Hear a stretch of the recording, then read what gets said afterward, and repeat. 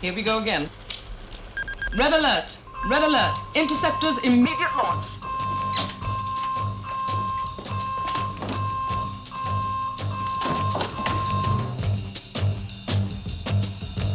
Ground defense control, position rocket launchers.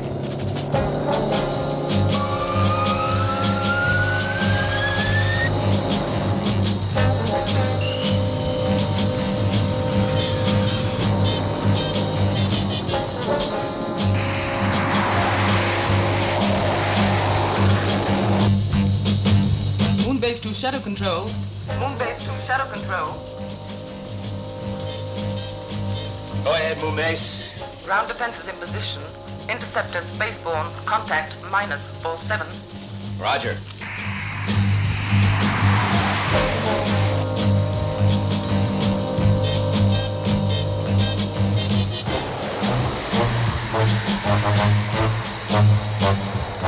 Firing range -8.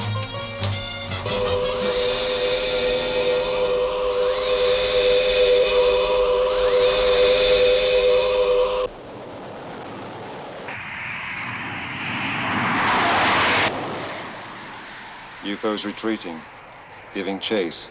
It smells. Moon Base, tell your ground defenses to get nervous.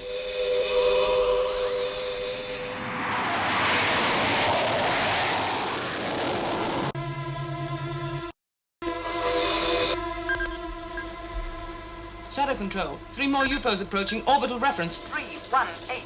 Decoys. Moon Base, instruct the interceptors to return immediately.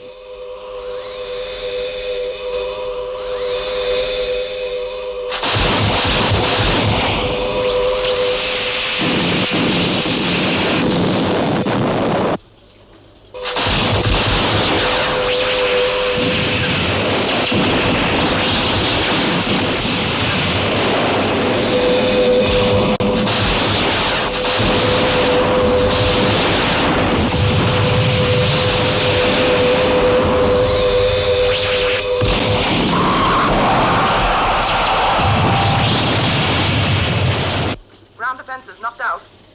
That's it. They're wide open now. Where are they?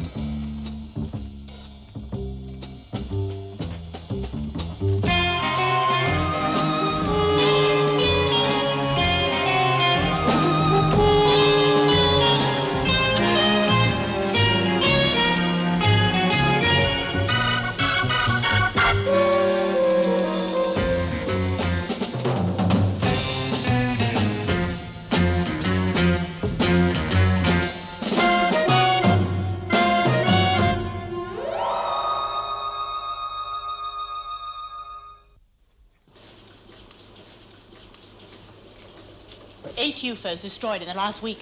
Do you think they'll take the hint? Well, first 2 under cover of sunspot activity, then 3 at ground level. Now 6 in a decoy maneuver. All or nothing. Last fling. Do you think they give up? Colonel Lake, they didn't lose all those craft just to give up. What worries me is, what will they try next?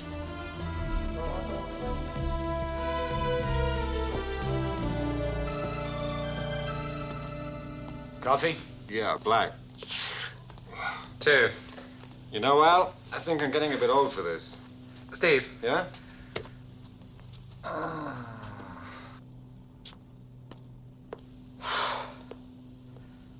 12 more hours. And home, some other Earth. Oh, great. 48 hours in our natural habitat. Yeah, give me enough time just to mow the lawn. What? I said I'm going to mow the lawn. Will the following personnel report for combat training? Phillips, Robinson, and Regan. Never a dull moment. The show must go on. See you later. Give Mel, baby. Touche. My pleasure.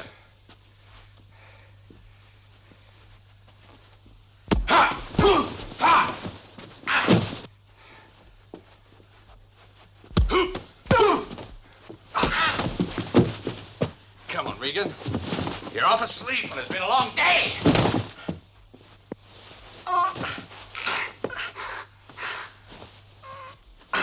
Oh, yes.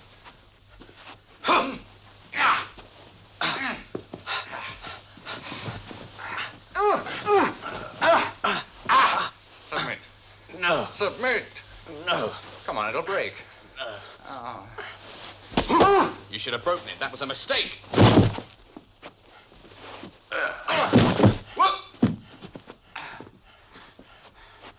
Yeah!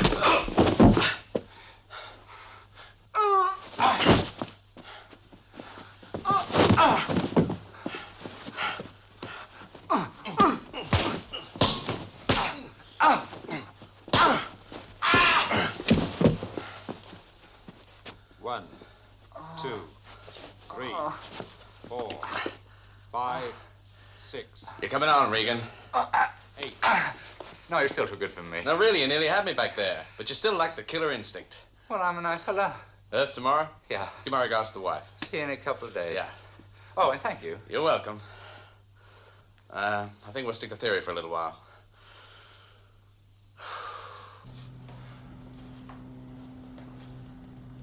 Bit formal for chess. What are you doing in this gear? Straight as orders. All astronauts on waking alert until relieved. That's a bit unnecessary. From bed to battle in 128 seconds. What more does he want? Now there are no ground defenses, he's not taking any chances. And you'll be pleased to know he wants 5 practice alerts a day until further notice. He'll have us living in that launching bay next. Don't even suggest it.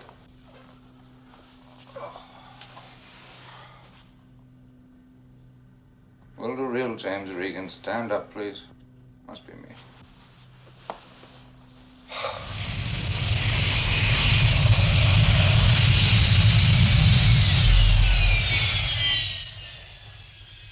Morgan, get out here. Hello, Jim. Hey, they tell me you had a busy time up there. Dan Dare wasn't in it.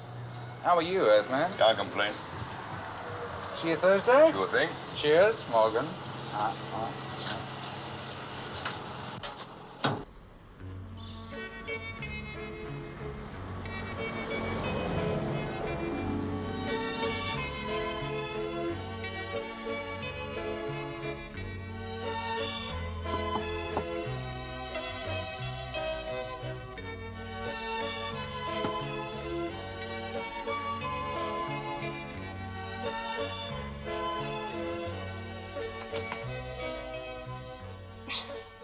Jim.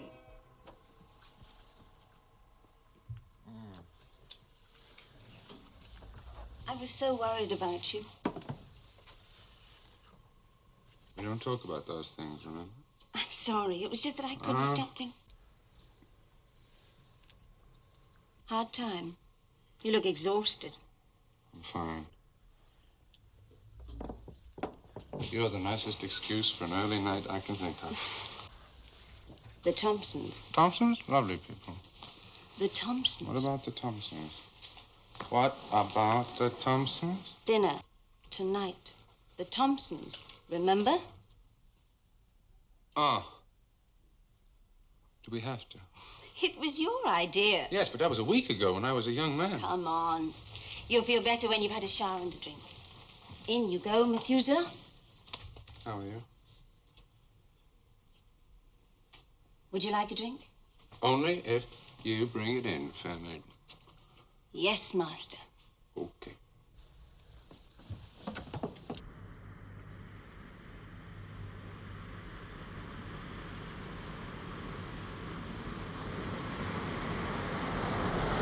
don't forget, the moment they bring out those home movies, you develop this terrible headache. Don't be so mean. You know how proud your cousin is of his photography. Yes, I know. But the films he makes. Take the last one, The Courting Habits of the British Earthworm. I ask you, the fellow's kinky. Oh, Jim, you are a fool. It's so nice to have you home again. We could always turn back and say we had a puncture. Nothing I'd like more, but we can't. We must go. Muriel specially cooked your favorite meal. Oh, no, not again. I've no idea where it came from. There was a knock on the door, and when I opened it, there was nobody there. Just this package. Thought at first that it was the new face cream I'd ordered, but no, when I unwrapped it, it was this Ouija thing. Help me put the cards out, darling. Can't imagine who sent it. Oh, I know it's a lot of nonsense, but why don't we gift horse in the mouth? Thought we'd try it just for fun. I thought we were going to see Albert's latest film about butterflies. Oh, no, this'll be much more fun. Albert doesn't mind, do you, dear? We'll save yours for next time. Yeah, well, it isn't actually finished yet. Still needs the commentary. Good. Well, now, you sit there, Albert, and Jean there, and Jim here next to me. Now, come on, Jim. Now, everyone has to put a forefinger... Oh, wait a minute. I'll lower the lights. Must have a bit of atmosphere, in case we frighten away the spirits. Now, right forefinger on the top of the glass. What happens now? Oh, yes, of course. Somebody asks a question. Ladies first. You, Jean, you ask. Okay, what are we having? A boy or a girl? Well, no, you'll have to rephrase the question. You see, we've got a yes card and a no card. So you ask, is the baby going to be a boy? And then if it says no, you know it's going to be a girl. What if it's twins? Yes, that's the point. Don't be difficult, Jim. Are we having a boy?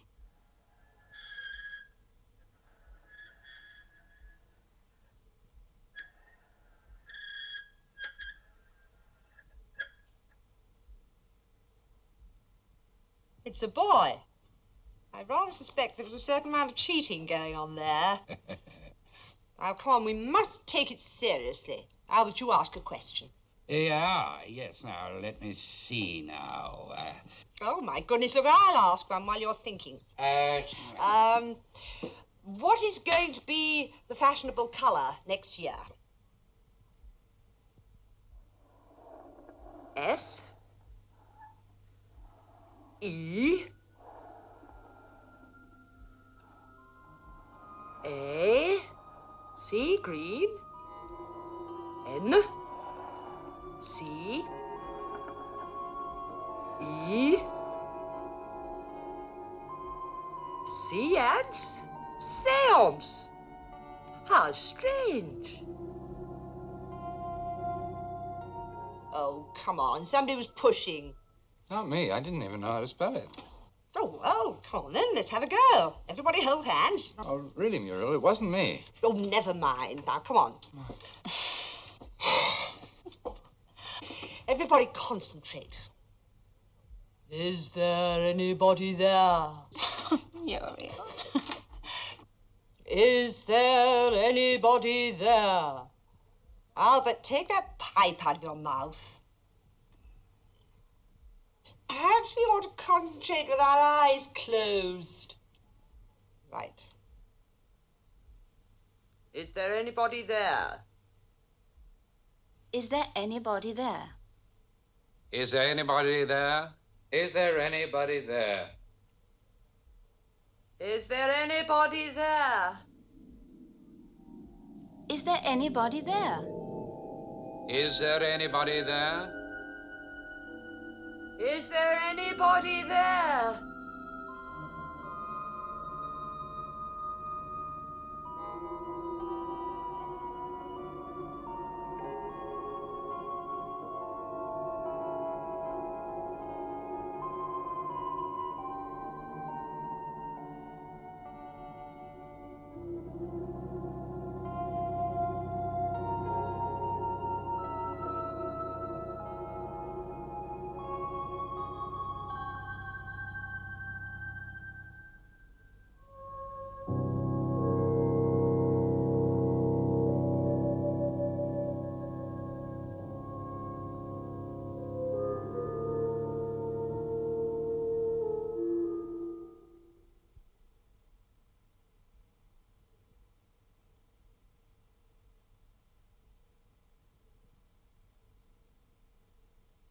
Are you all right, darling?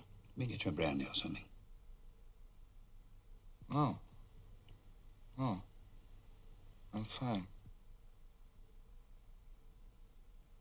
What happened? I passed out. Are you sure you're all right, Jim? Yes. I'm fine. Must have been more tired than I thought.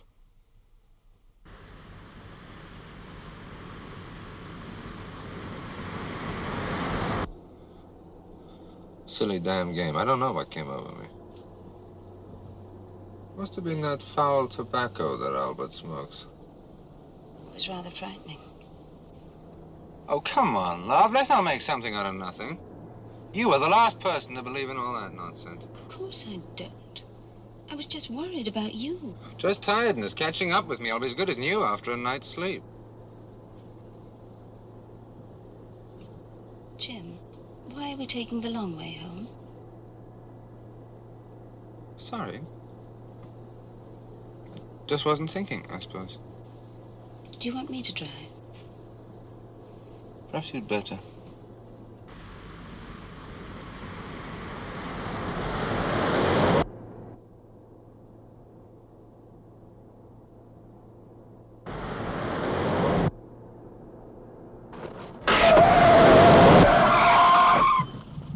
What on earth?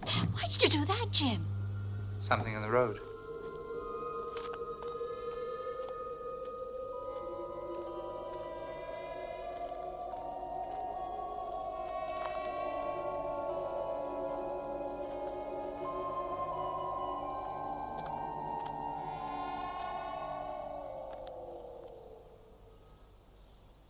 Poor thing. It was dazzled by the lights. Yeah, he was lucky I saw him. Well, we can't just leave it. We'll drop it in at the police station.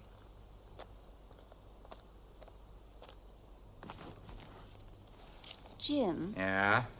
if they can't trace the Here owner, it comes. can I keep him? He's so beautiful, and he'll be company for me when you're away. I'll have to think about it. I don't like competition, you know. Who said cats were lucky? I think we'll call this one Jonah. Let's see what's in the toolkit.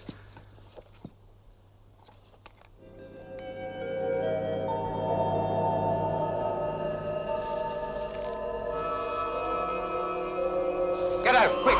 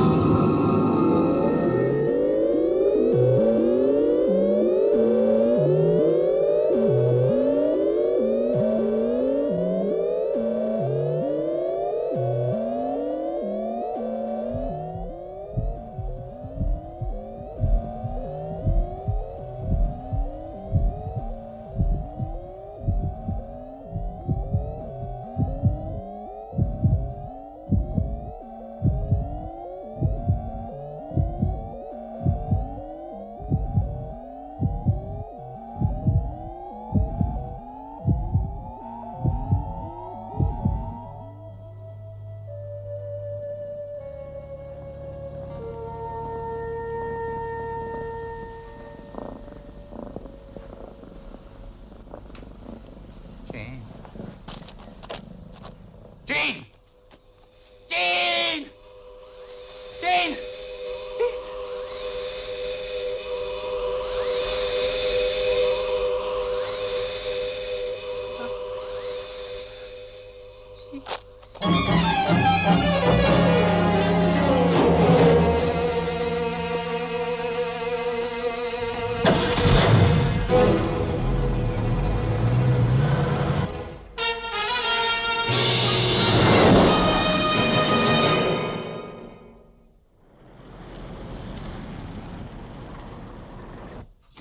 Straker? Yes? Jim, what on earth's the matter? Straker. Regan! Regan! Voice print positive.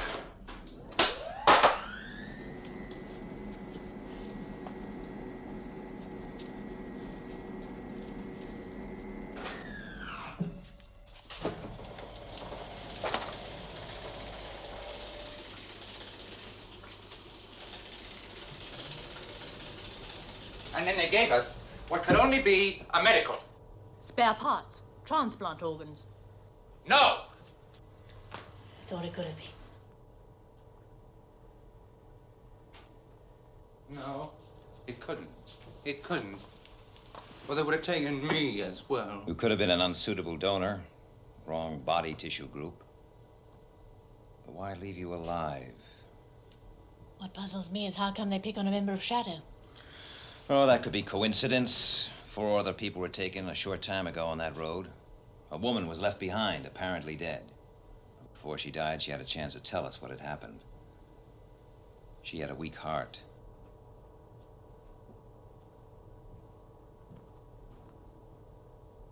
Who shall I assign to replace Jim?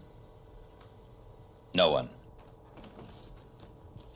You will report for normal duty tomorrow. That's all, Regan.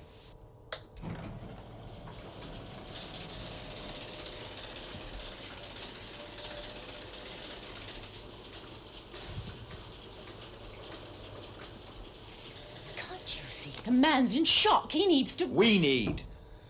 With all these attacks, and the Venus probe coming in soon, and that UFO still around, we need every astronaut available. That's all, Carol.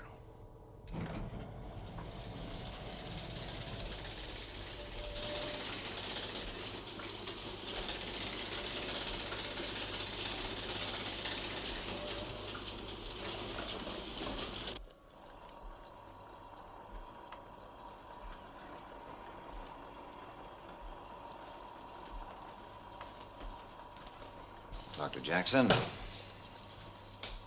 Commander. You heard what happened about Regan? Yes. Poor man. A tragedy.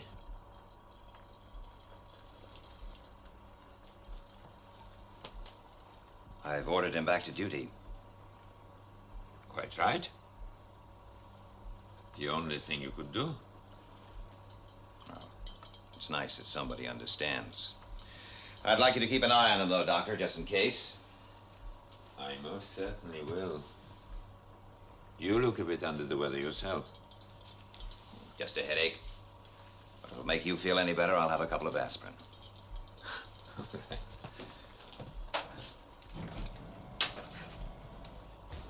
They asked me to drop this in as I was passing. I was just coming to see you. I got a couple of weeks leave due if you want to relieve Regan for a while. That's nice of you, Paul, but I think you'd be better off occupied. Come back to the office, will you? I want to go through the Venus probe escort procedure with you. Thank you, Doctor. Don't go. This is the result of the autopsy I carried out on the alien's body. The one we found after the moon base attack? It could shatter all our past theories. Go on. This is mostly conjecture. The head was badly damaged. I may be completely wrong. Until more proofs are available. Oh, cut the caution, Doctor. We're not likely to quote you. All right, I'm sorry. As you're well aware, up until now, we've all believed they were humanoid. A dying race, keeping themselves alive by transplanting our organs into their bodies. The alien I examined this morning, I think his whole body was human. His brain? Even his brain. You mean he was one of us? Outwardly, yes. But if his brain... His brain may have been human, but it doesn't mean his mind was. But mind, brain, they're the same. No. Let me try to explain. Oh, there was so much damage, it was almost impossible to tell, but certain sections of the brain seem to be missing. The parts that control emotion, creativity. Only the analytical, the logical remained. It's possible that these creatures are not humanoid at all.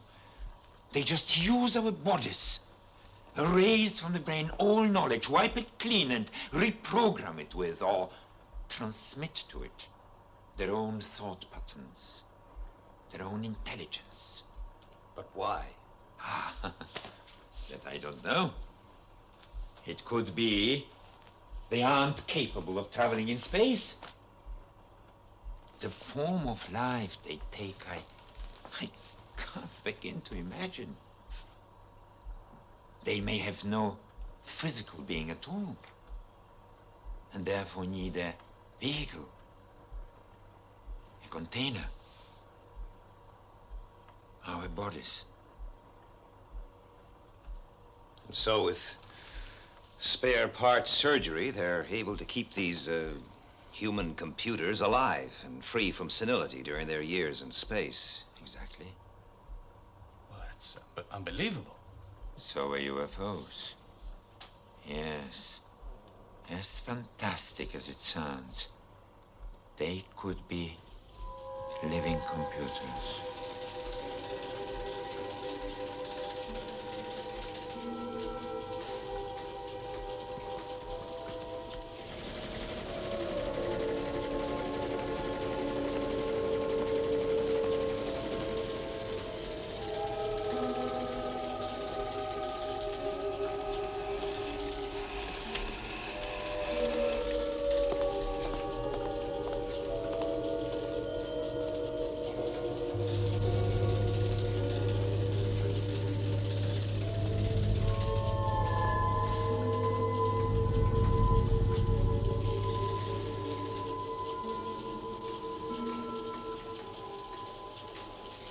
What are you doing here?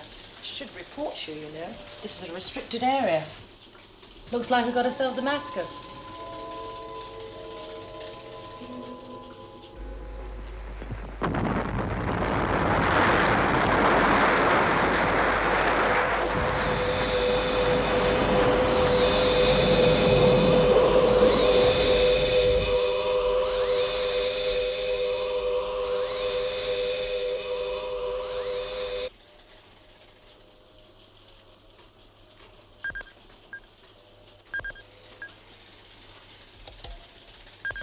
Red alert, red alert. UFO leaving Earth, area PZ-17. Direction Amber 4G. Speed 1500. Moonbase, UFO approaching. Area Amber 4G. ETA 387. Red alert. Red alert. Interceptors immediate launch. ETA in area Amber 4G minus 364. Instruct interceptors new course. Area blue, 1-2. ETA minus 197. The UFO will cross their path diagonally, spread out, maintain station 150 miles apart. Yes, sir.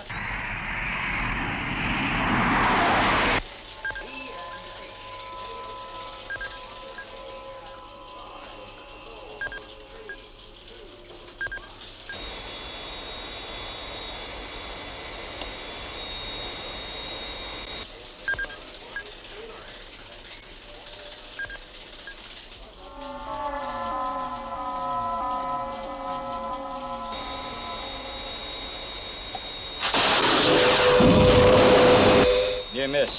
Some damage. UFO speed dropped to 250,000. Sitting duck. Regan must get it. Regan? His wife's aboard that craft.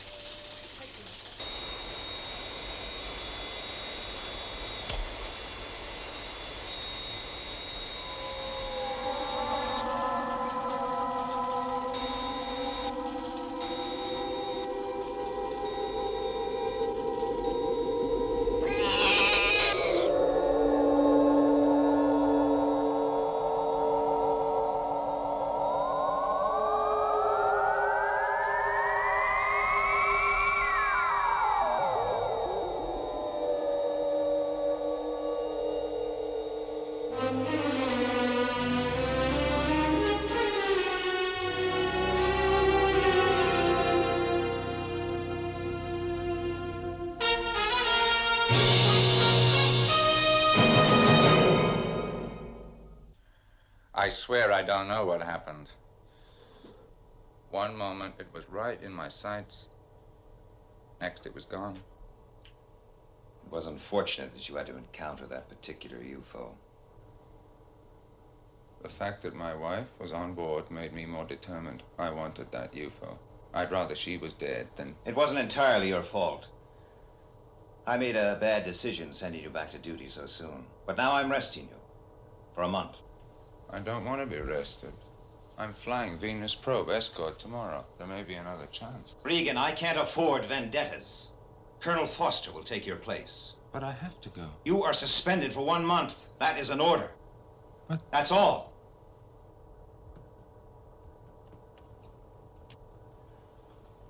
Colonel Foster will be replacing James Regan until further notice. Inform all departments.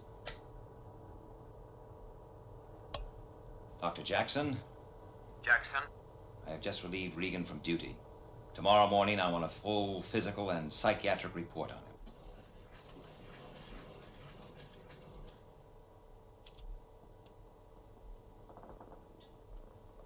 So, that's where you've got to. Oh, is it yours? My wife's. Well, it would have been. We found him in the road just before the UFO. You all right, Jim? Just a headache. Well, how's show business? There's no business. Well, hardly. Signature play. They've just finished The Rebels of Santo Domingo, and there's a dog food commercial on stage 4, and a script for your approval. It's a period piece about World War II. World War II, huh? Well, I think I'll leave this until Miss Eland gets back. Let her handle it. Right. Oh, Miss Holland, I haven't had a chance to thank you yet for filling in here. No need. It makes a break from Section 9. Oh. How is Colonel Blake? Oh, he's the same. I'll give him your regards. Yes, do that. Well, I suppose as head of the studio, I better show my face. Stage 4, you say? Yes, sir. How's Jim Regan taking it? He's taking it.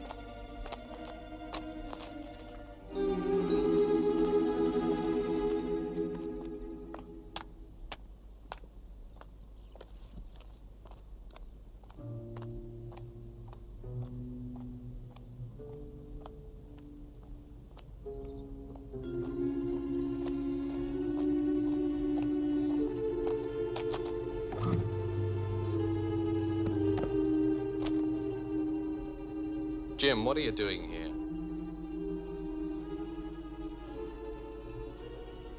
It was terrible about Jean. I don't know what to say. If there's anything I can do. You okay? I'll take you back. Now, wait a minute. Now, wait!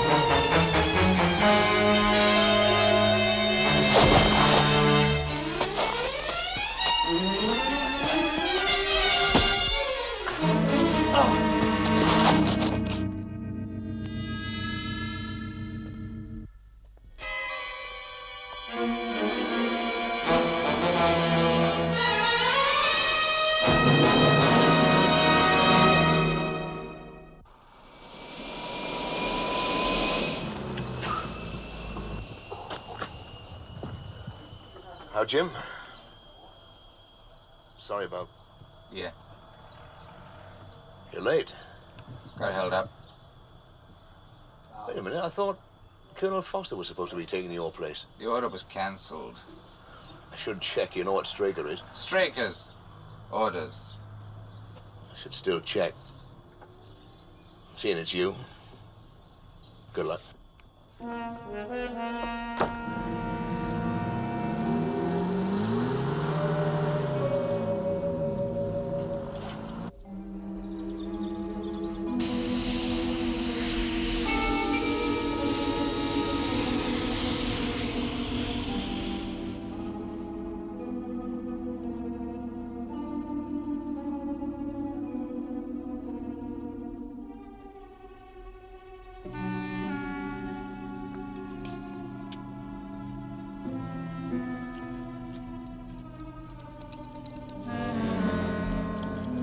Interceptor crew change, minus 30 minutes.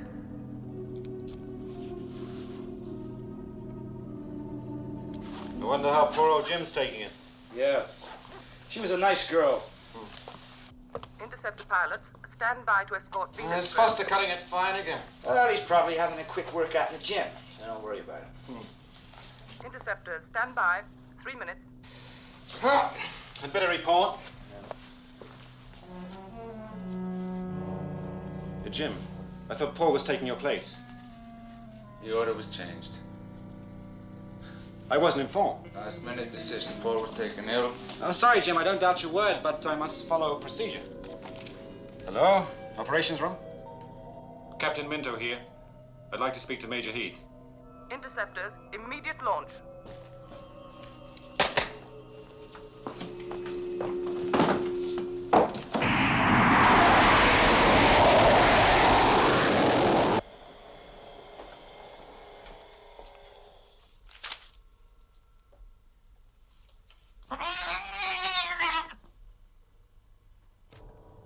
Dr. Jackson. Jackson? The medical report I asked for on Regan. It hasn't come through yet. I haven't been able to contact him. Nobody seems to know where he is. Locate Regan. He is to report to Dr. Jackson at once.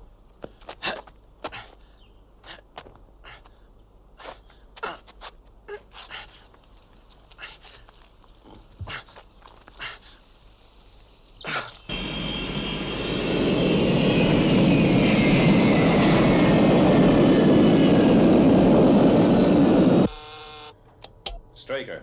Morgan here, sir. Regan went to Moonbase this morning. Didn't you get the order about Colonel Foster replacing him? Yes, sir, but he said you'd cancelled it. I want to see you first thing tomorrow, Morgan. I don't make orders, I have them ignored. Yes, sir. Moonbase. Moonbase? I want to talk to Captain Regan. He's escorting Venus probe in, Commander. Where's Colonel Foster? The Colonel's not on Moonbase. Contact Regan. Find out what the hell he's playing at. Yes, sir. Regan? Come in, Regan. Regan, come in.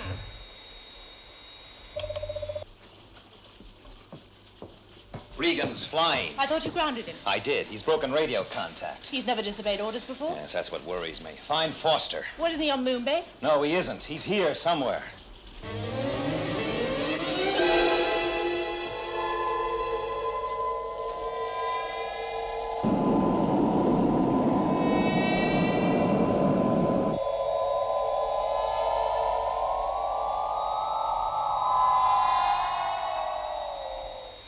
Yes, Commander. The minute Captain Regan lands, I want him placed under close arrest and brought back here. Yes, sir.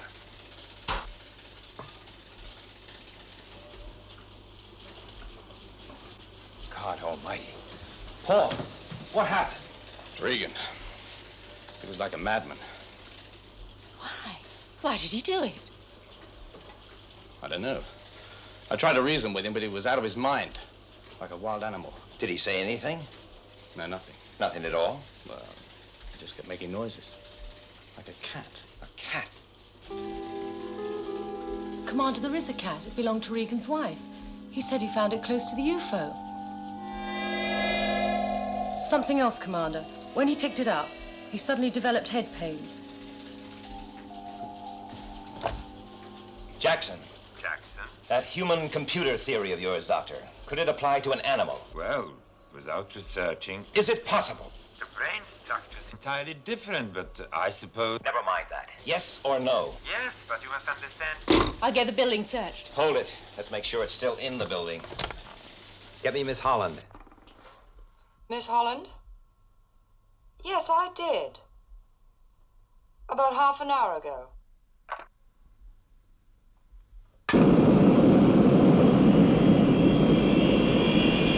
Commander, Regan's broken formation.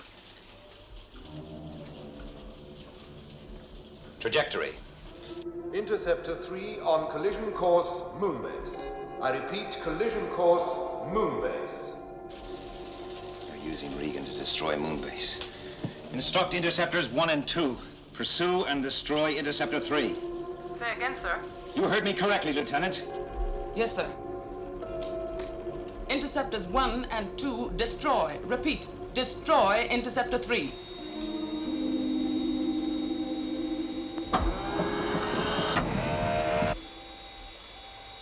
Something's wrong. No power.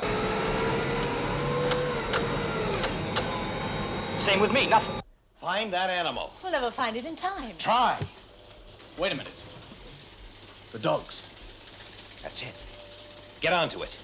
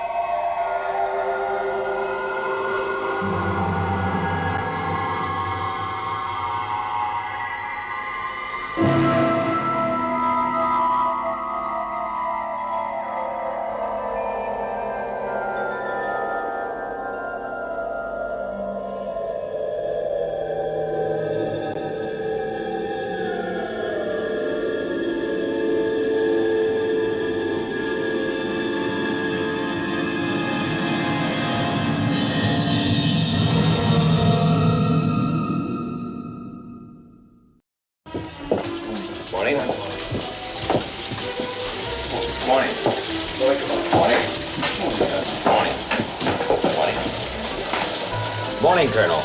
All quiet on the Western Front? I'll let you know. Good. Yes, hello?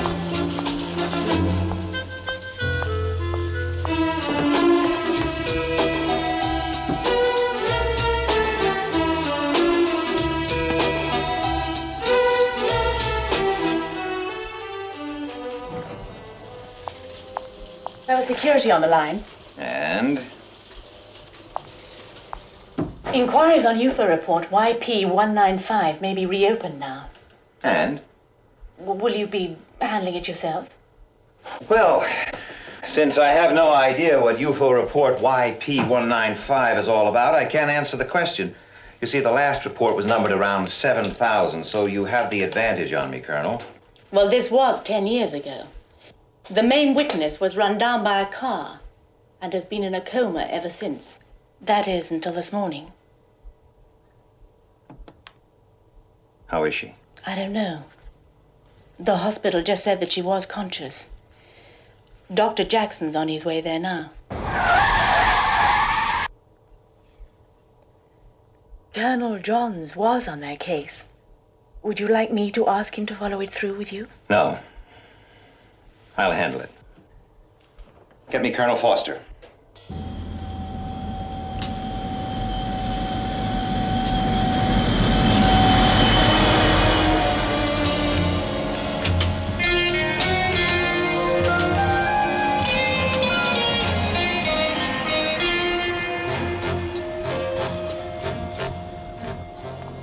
Thank you.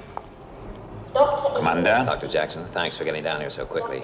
Has she remembered anything yet? Well, she hasn't spoken yet. Shall I lead the way? How's our security? Adequate. Doctor, medically speaking, do you think it's safe for me to question her so soon? Oh, yes, certainly. In fact, it can only help. You see, she's been in limbo for the last 10 years. We must get her mind active as quickly as possible. It's very difficult in a case like this. She could have total recall or remember only fragments. You see, as far as she's concerned, the accident happened yesterday, and this will be your best opportunity. I see. Okay, thank you.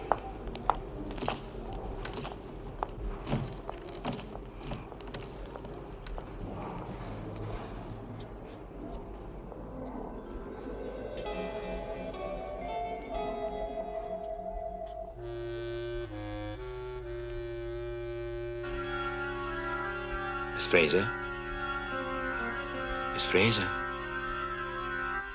Can you hear me? There's a gentleman here to ask you a few questions.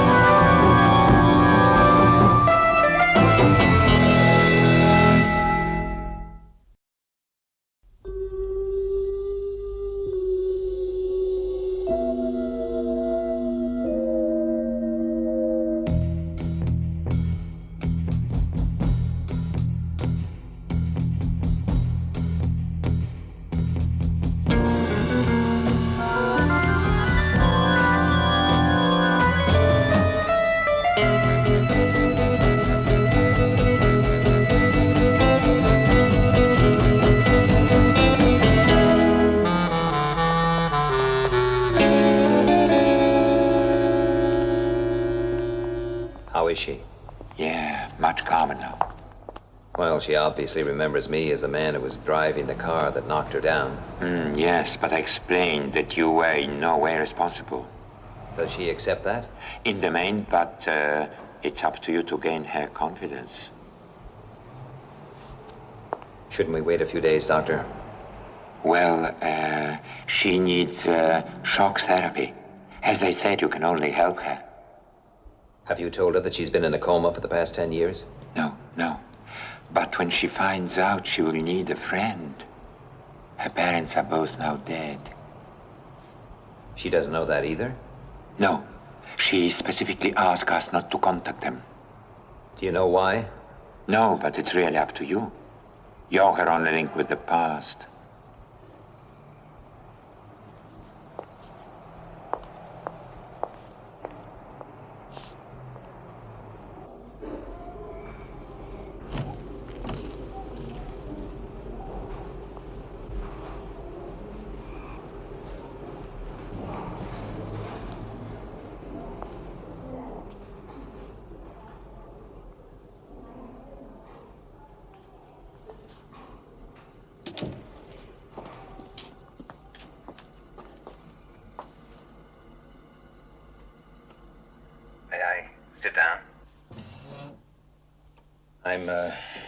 Sorry if I frightened you just now.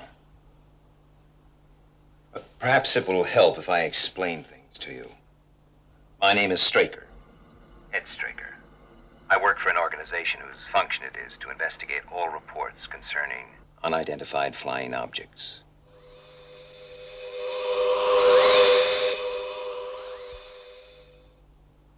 You saw one? Yes. Would you like to tell me about it? Take your time. Yesterday,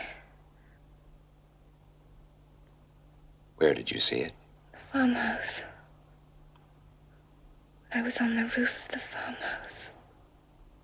Do you remember where this farmhouse is, Miss Fraser? No, I don't know. How did you come to be there? We needed somewhere to sleep. We? Tim. Who is Tim? I didn't know him very well. We met at Piccadilly Circus. He's dead.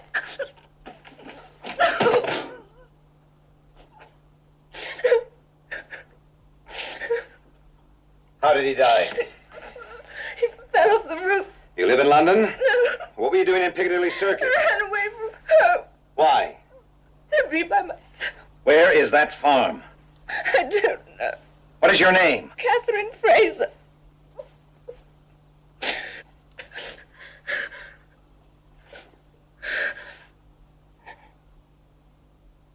How do you feel like telling me about it? I'd run away from home because I was being stifled by my parents. Oh, I loved them very much, but I just wanted to be by myself for a while. I was on the point of returning home. There was nowhere to go. I was just wandering through the crowd. Then I saw Tim.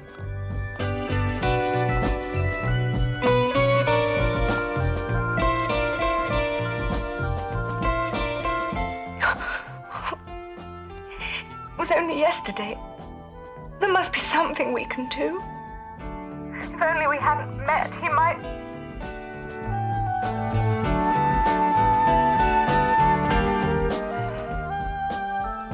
We chatted for a while, and then we were asked to move on.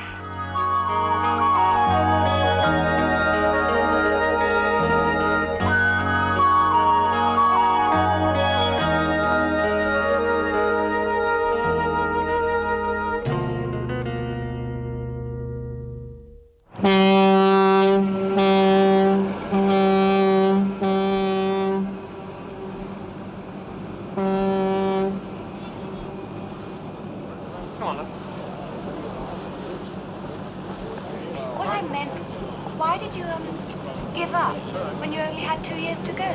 Well, 2 years, 2 weeks, didn't seem to make much difference. I just didn't see the point anymore. Well, you could have had your own practice by now, instead of just, well, you know, wasting your time. Now look, when I was at the hospital, I assisted on a 15-hour operation on a little kid, and he lived. That same night on television, I saw a newsreel of men killing each other. Suddenly I lost the urge to become a doctor. Oh, but Tim, look, Now look, let's drop it, okay?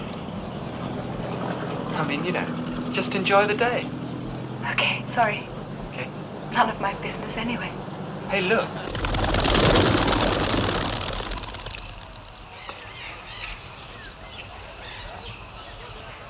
So, I left home. Well, the old man kicked me out, actually. But I wanted to prove to him that I wasn't just a layabout. You know, I wanted to do something that I really believed in. Well, that's good. Did you? Yeah, I went on a peace march. Only got as far as Manchester. It started raining. Yeah, do you like the country? Country? Yeah, fields and trees. Yeah, I suppose so. Well, come on then. He said he wanted to leave. Get out into the countryside. He knew a place. A farmhouse. If we hadn't managed to get a lift, he'd still... Oh, I'm sorry. As we walked to the farm, we were happy. How could I have possibly known what was going to happen?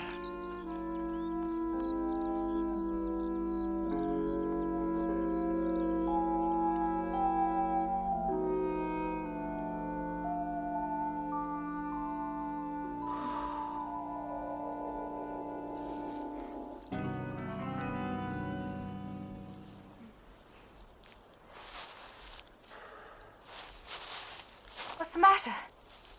I don't know. I don't mind the daylight. I just can't take the night. Oh, well, I've got some aspirin. Might help you to sleep. Aspirin? Well, you can't spend the whole night walking around, can you? You go to sleep. I'll be all right. Okay?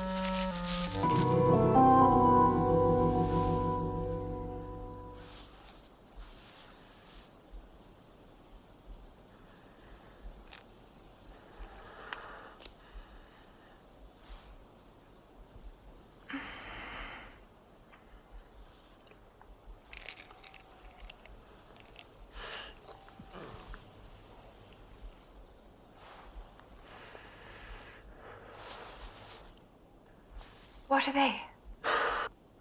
Oh, it's just something to make me relax. I don't believe you.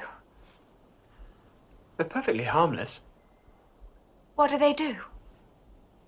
Here, try a couple.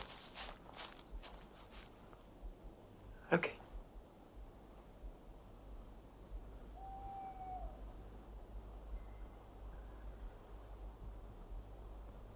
It's all right. They're not addictive.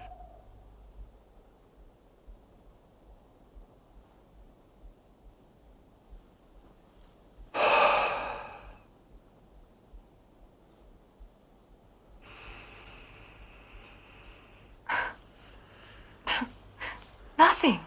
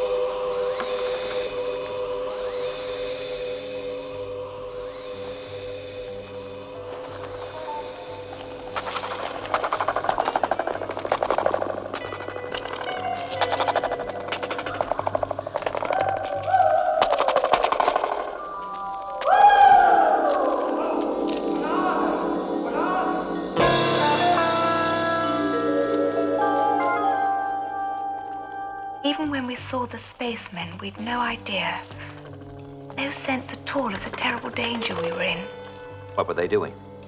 They were digging a sort of hole in the floor, burying something. And there was this cylinder. Cylinder? Yes, like a mechanism. Tim picked it up, and then he threw it to me. And this device belonged to the aliens? Yes, they wanted it back. They chased us. But to Tim and I, it was just a fantastic game. We weren't afraid of anything. Tim even encouraged them to join in.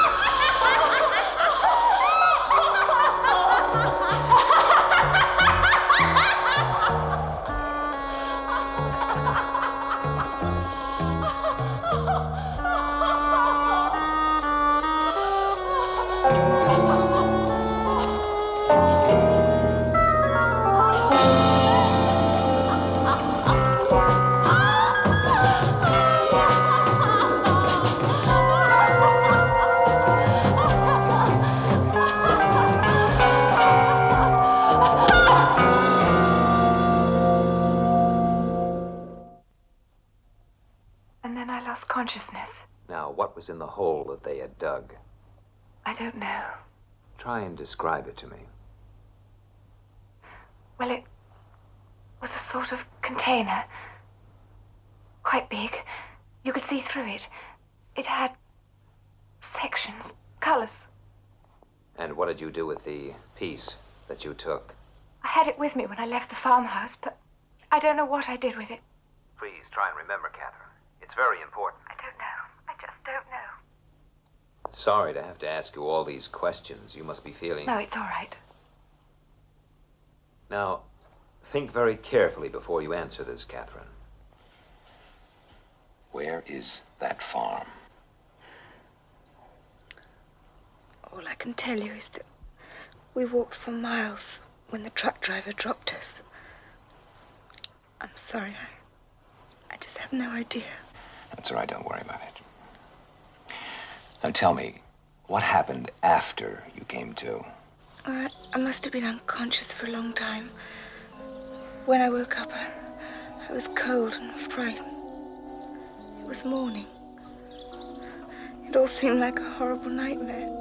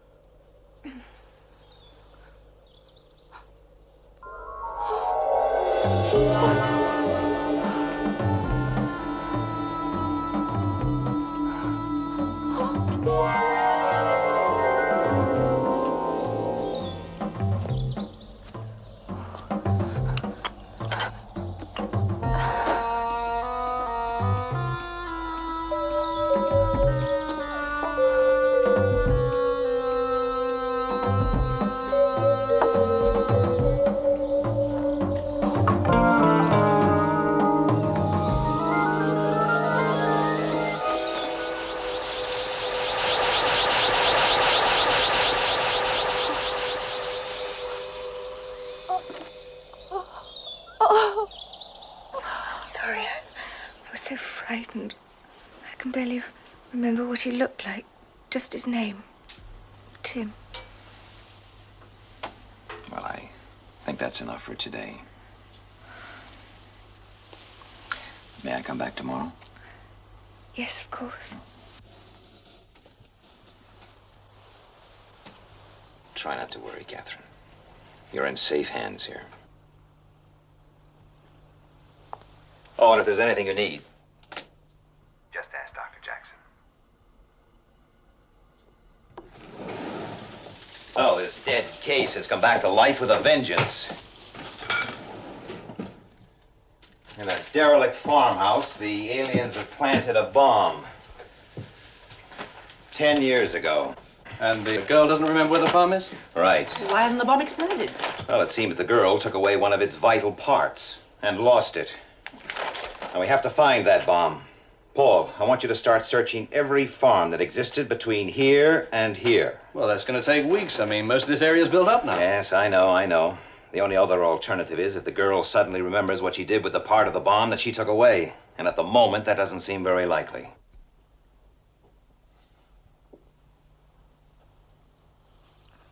Sorry.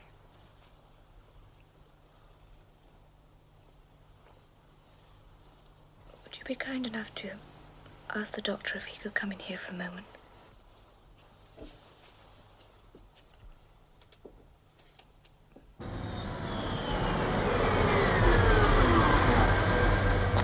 I'm sorry, Commander, but I had to tell her. Why? You should have left it to me. Well, last night she asked for her parents. I didn't have any choice. Oh, the poor kid. How did she take it? Pretty hard, but she asked for you.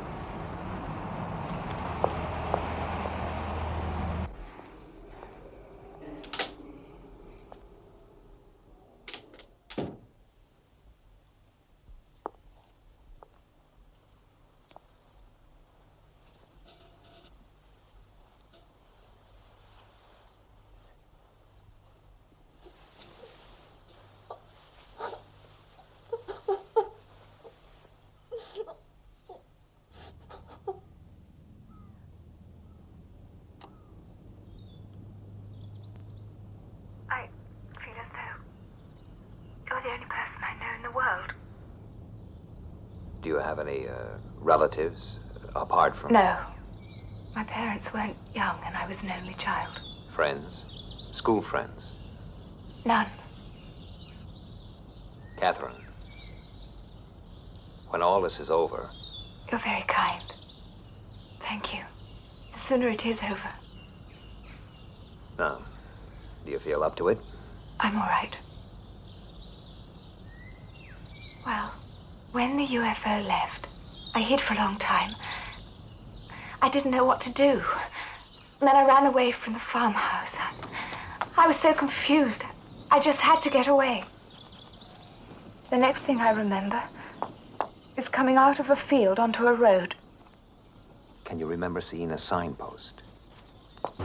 No, I don't think so. Oh, there was an orchard.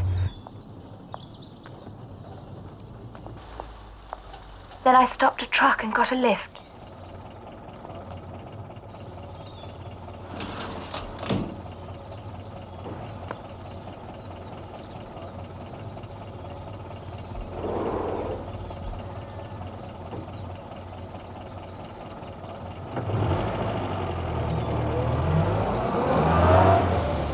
The driver was chatting about something, but I wasn't really listening. I was still confused and frightened. Then he pulled the truck off the road.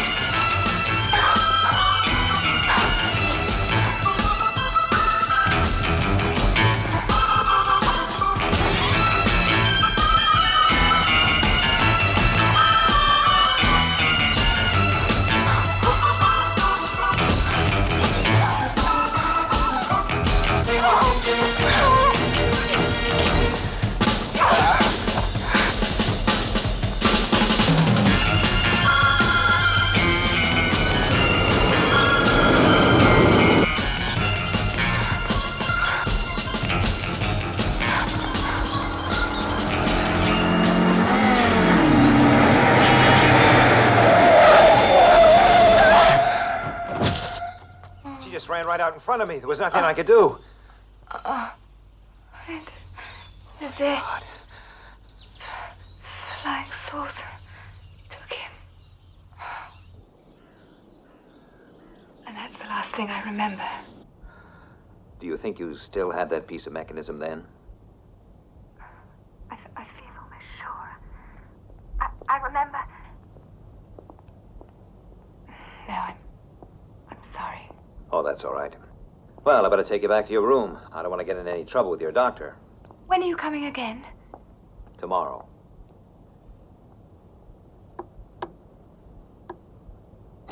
Well, that's the search in Area 18 completed.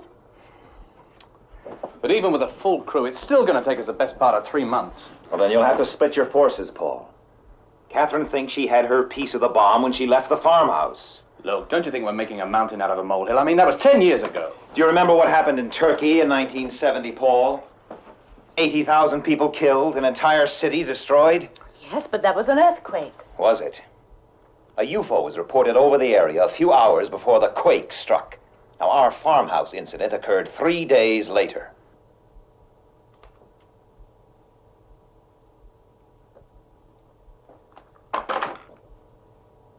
Put me through to search headquarters.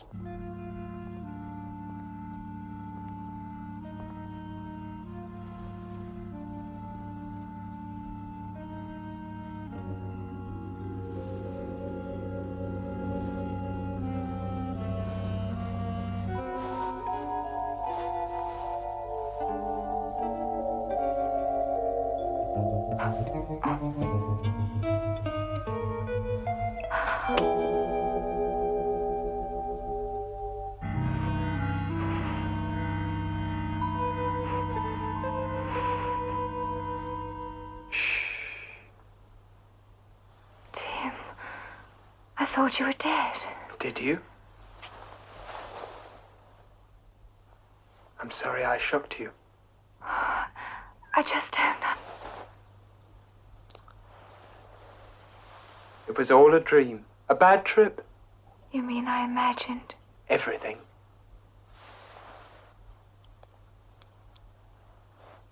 Oh, Tim. Oh, I'm so glad to see you. I'm so glad you remembered me. You're real. Some of it was real. The farmhouse. The mechanism. I had that out. Yes, what about the mechanism? Ed Straker wants it. Oh, I don't know. I'm so confused. Was that part of the dream? Where is it? What? The mechanism. What did you do with it? Well, you can tell me, Catherine. I've tried. I can't remember.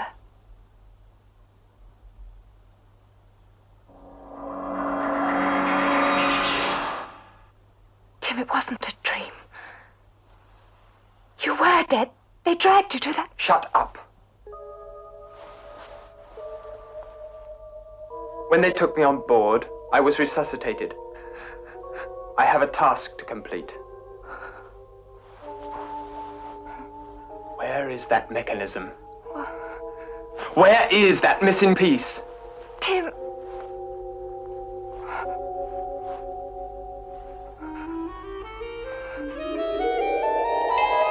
The injection will make you tell me.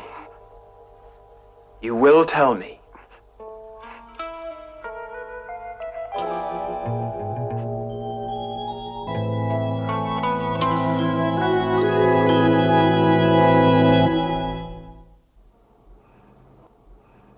Commander, you'd better come to the hospital immediately. I'm on my way. I have to go to the hospital. I'll call you from there. I have to see Miss Ross. When the injection worked, I remembered every detail. After I left the farm.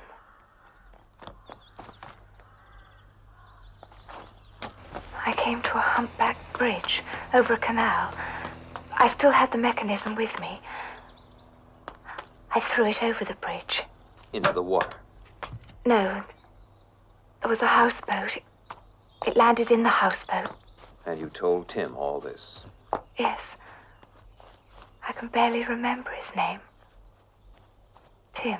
How long ago did he leave? About an hour.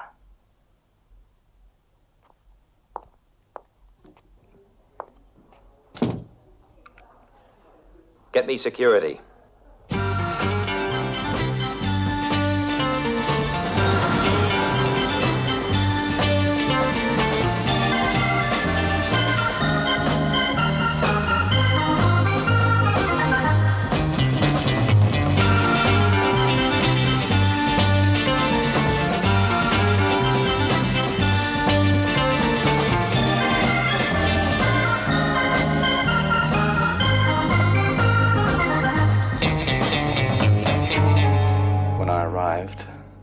The owner had been dead for only a few minutes.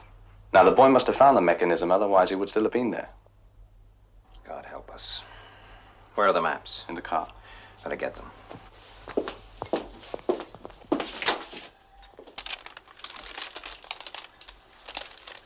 Catherine.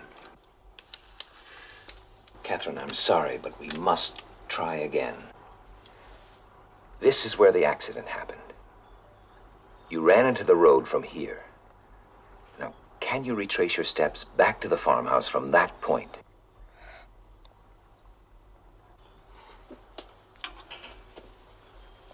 Do you remember how long you walked? 2 or 3, maybe 5 hours, I don't know. Look, this is no good. We're still going to be here when that bomb blows up and Britain splits in half.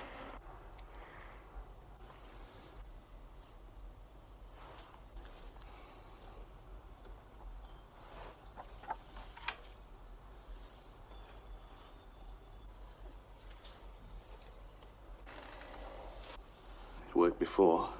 It's our only chance.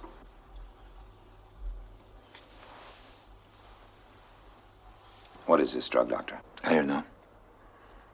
It wasn't anything I've seen before. Would another injection harm her? The last one doubled her pulse rate. It's nowhere near back to normal. I don't know what would happen. But you must use it. I won't take the responsibility. Paul, you could kill her. Look, thousands of people may die if we don't try.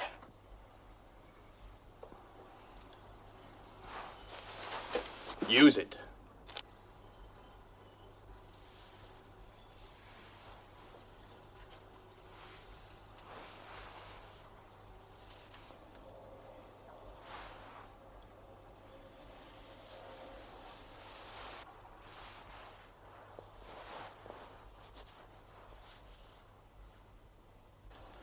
Wait.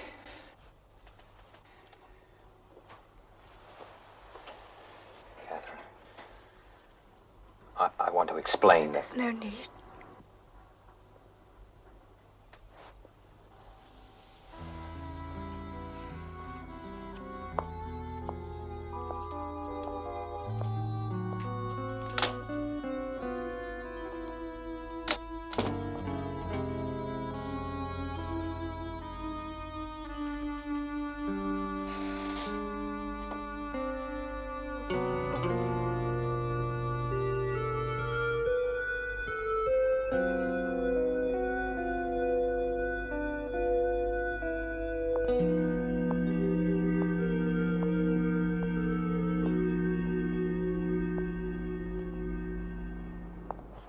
And then I turned left and ran for about 400 or 500 yards till I came to some fields.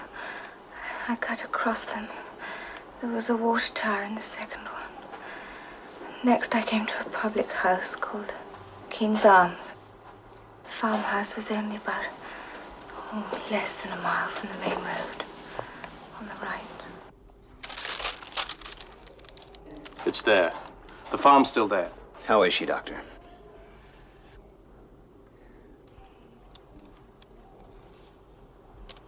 All right, Paul. Let's get to that farmhouse.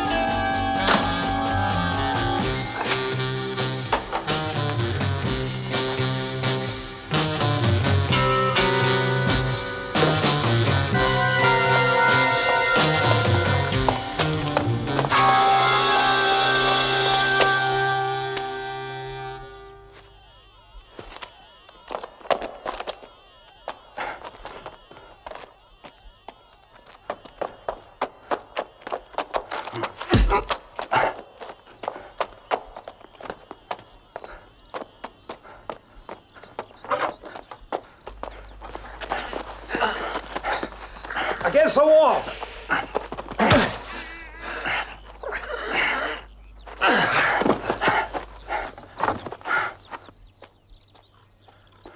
Wait, Paul.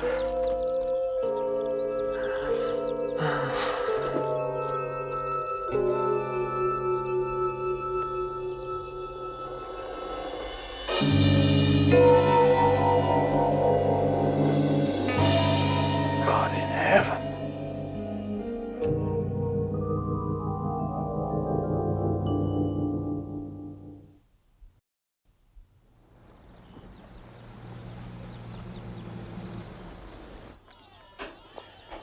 Four liquids held apart by separate compartments. The outer casing of the last piece to be inserted is of a different substance and would appear to be the detonator. The object, you see, is to fracture the walls between the chemicals. They mix and, goodbye, England. How is the detonator activated? I haven't the faintest idea. The only suggestion I can make is to drill through the outer casing and extract one of the liquids. Will that work?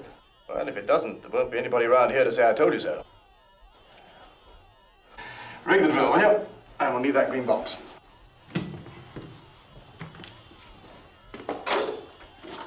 Good. All right.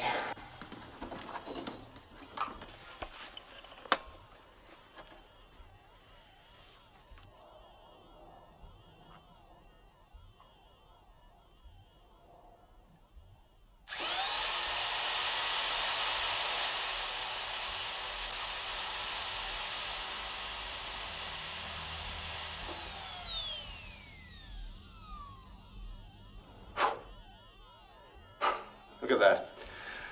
That drill will go through beryllium steel. And not a bloody scratch. Well, there's only one thing for it. I'll have to remove it. To where? Middle of the Atlantic. The tidal wave will destroy the coastline of every country around it. Yes, I am aware of that. There'll have to be a mass evacuation. Space. We'll dump it in space.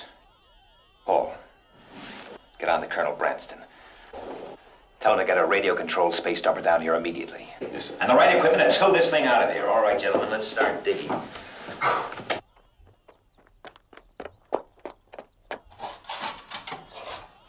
Careful.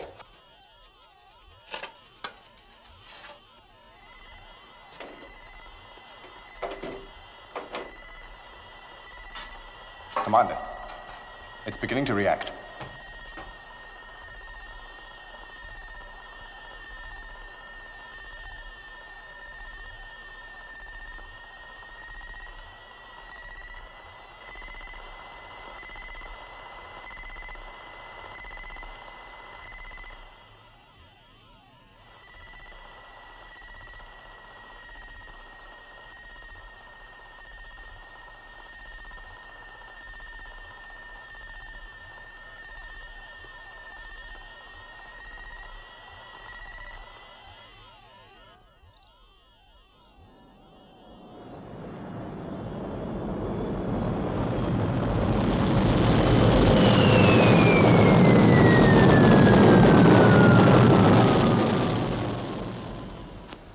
Well, there we are, Commander. I don't think you'll need us anymore, so, we'll leave you to it. Well, thank you, Major. All right. On in the day's work. Good luck. Why don't you go back with them? I can take care of this. Well, thank you, Paul, but I think I'll stay here and see this through. Would you go back? Look after Catherine. Oh, tell her I'll be back as soon as I can. Of course.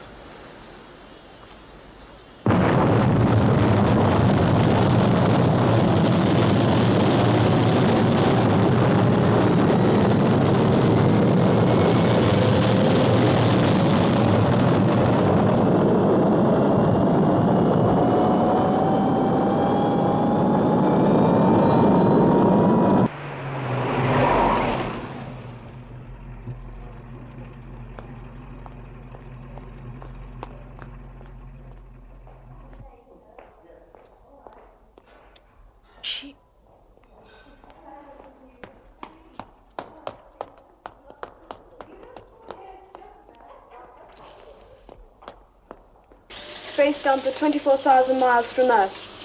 Detonation time minus 10 seconds. 9, 8, 7, 6, 5, 4, 3, 2, 1, 0.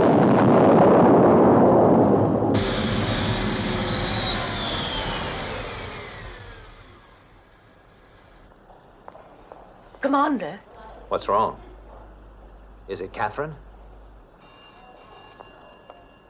Commander?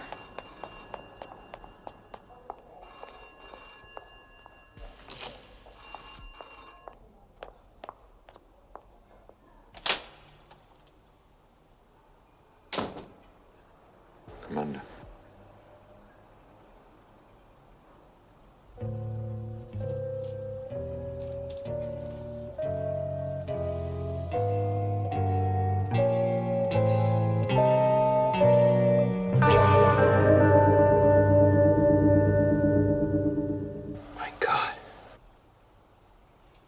Is that? Yes. It's Catherine Fraser. It can't be. That drug. The boy's extra years had to come from somewhere. We can only assume they took them from Catherine when she was unconscious on the farm roof. But how? How is it possible? I don't know. And I'm glad I don't know. But he lived 10 years. She's... They didn't know how long it would take the boy to complete his task. He could have lived on borrowed time for another 50 years. When did it happen? About 6 hours ago. About the same time the boy died. Ed, if there's anything I can... No. No.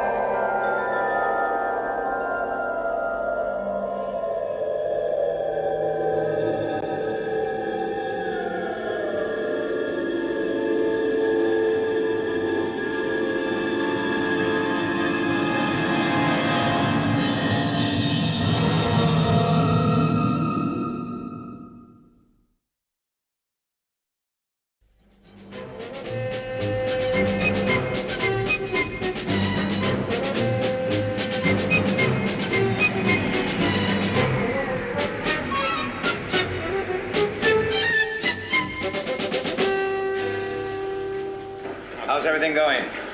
Oh, quiet. Good. Oh, Alec, could I see you for a minute?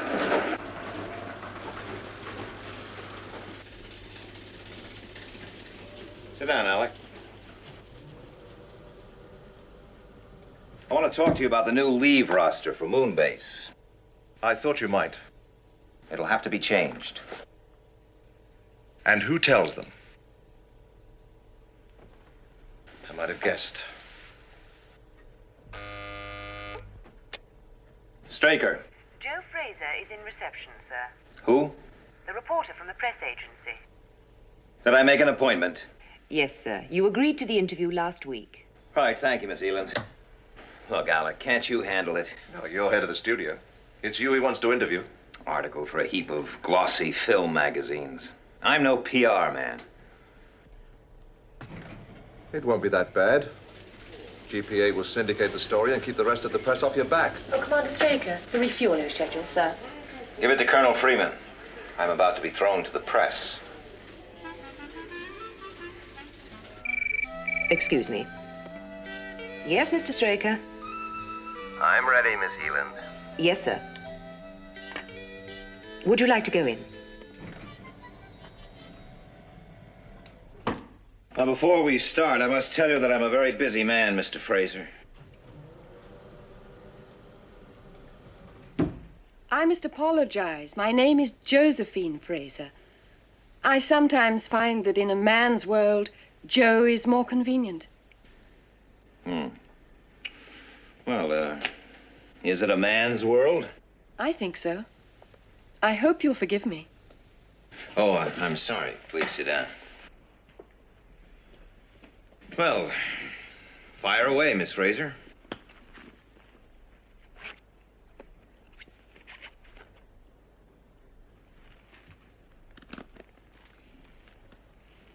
And now, how long have you been head of the studio, Mr. Straker? Do you, tape record the interview and take notes? I noticed the microphone in the front of your purse. Oh, that's to ensure I don't misquote you. And the notepad's for my impressions. Of me? I think first impressions are so important. I think so, too.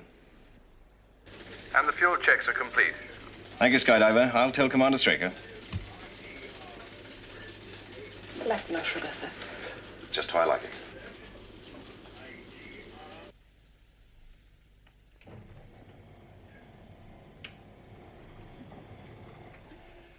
Well, I'll walk you to your car. Well, thank you. I thought the age of chivalry was dead. Oh, no, I have to go up on the studio lot. It's on the way. Goodbye.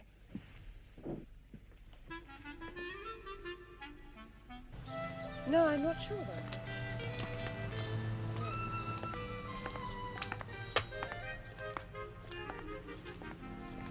Very smart. I've earned it. Well, thank you. You've been very kind. A pleasure. Goodbye. Miss Fraser?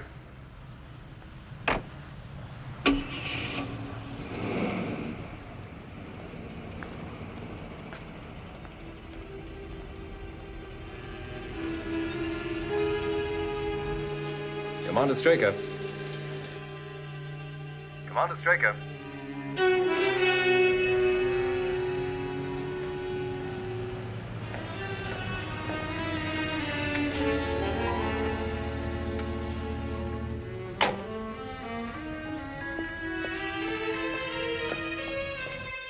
Commander Straker.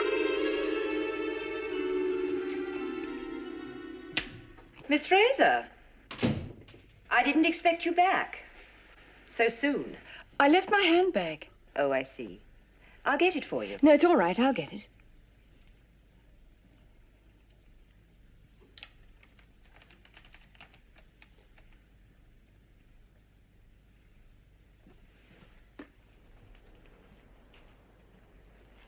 Have you found it? Yes, thank you.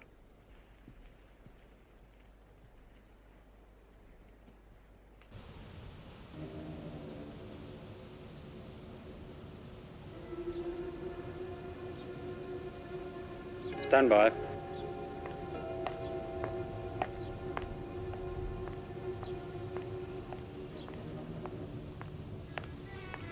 When I give the word.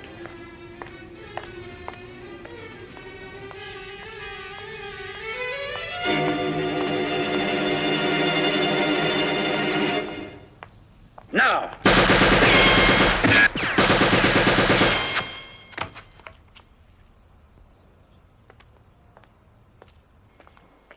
Got it! How are you? All right? Fine. How was it? Great. Absolutely fine. Right, we'll take some close-ups on this shot now. Now, Roy, from the point where your hand comes up to your forehead. All right? Sally. Good morning, Roy. Well, good morning, Mr. Straker. Well, you died beautifully. Thank you.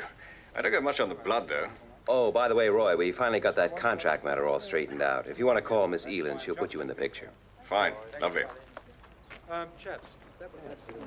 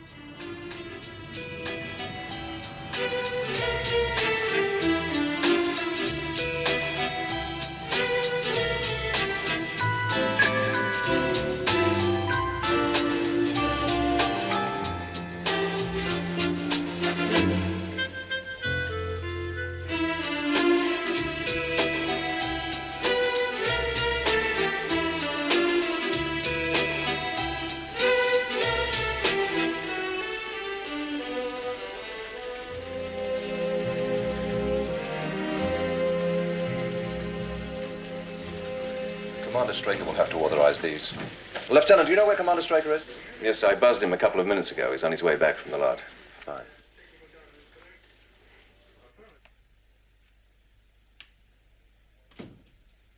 Messages, callers? No, sir. Only Miss Fraser. Miss Fraser? Yes, sir. She came back for her handbag. She left it in your office. You didn't let her go in there. Well, only for a moment. I see.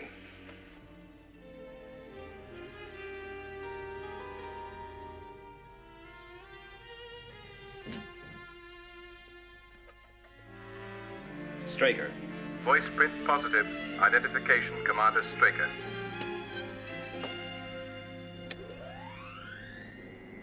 I think first impressions are so important. Do you tape record the interview and take notes? I think first impressions are so important. You didn't let her go in there. Well, only for a moment.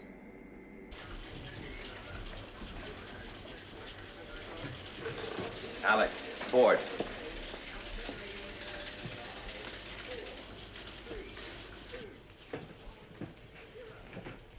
Something wrong?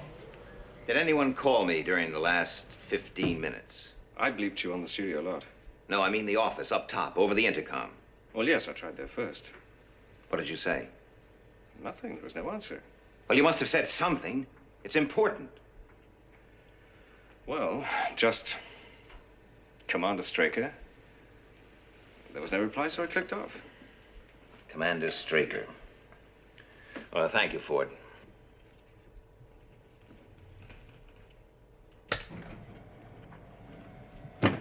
How could I be so stupid, Alec?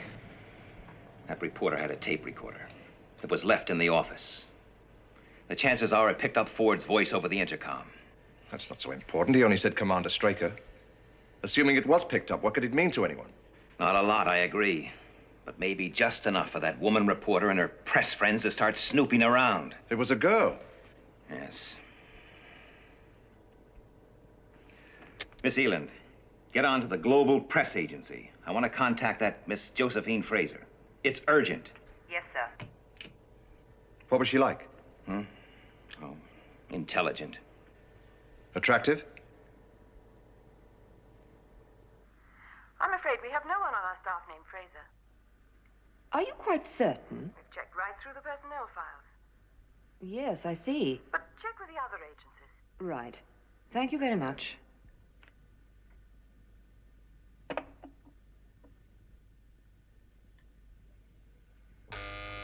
Yes, Miss Eland? I just called the press agency, sir. They've never heard of Miss Fraser. Well, check all the other agencies. I want her... Found. Thank you, Miss Eland.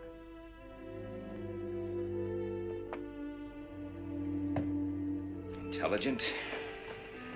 attractive, and a possible security leak.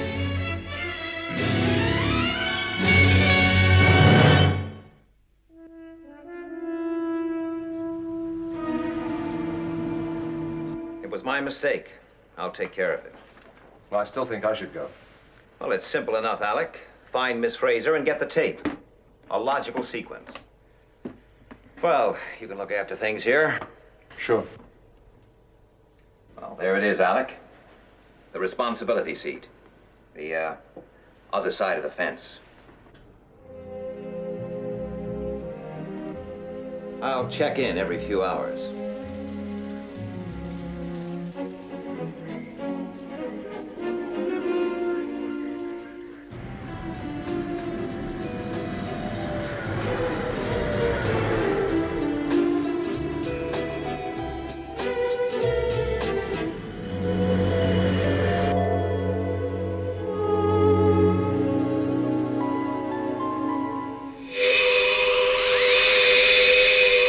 Have trace on positive track, course 428146, green. Speed 0 Sol 8. Range 20 million miles, closing. Termination? It should be through any second. Tell Moonbase to launch the interceptors. Red alert. Red alert. Control to interceptors. Have UFOs on positive track. Green 140. Moonbase to Shadow Control. Confirm UFO sightings. Sol 0 for intercept.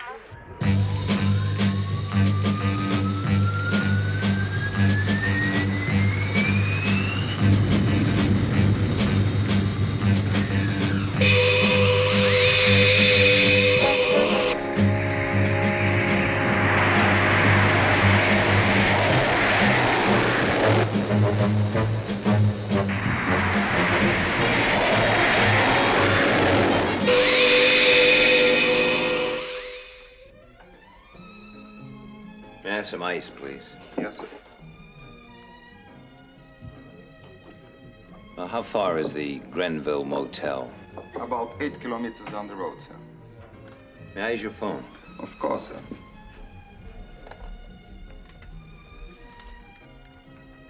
Thank you.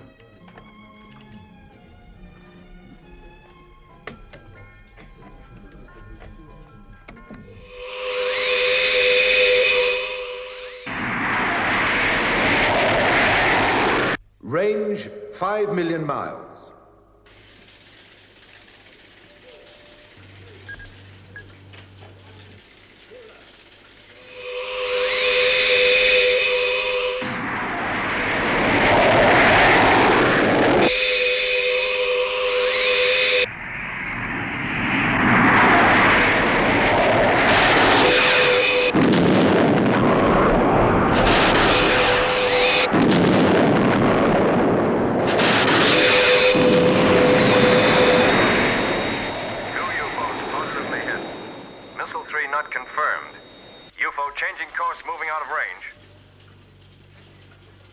We've lost it.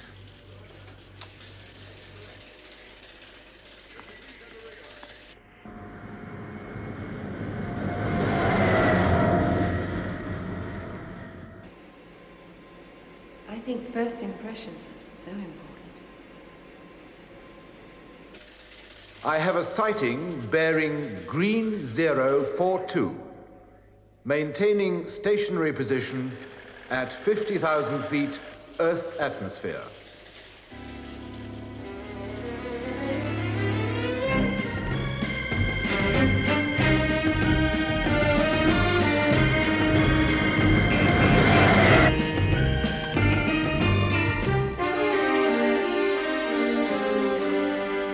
Yes? I have Commander Straker on the line, sir. He wants to know how things are going. Tell him everything's fine. No trouble. Well, do we have trouble? I don't think so.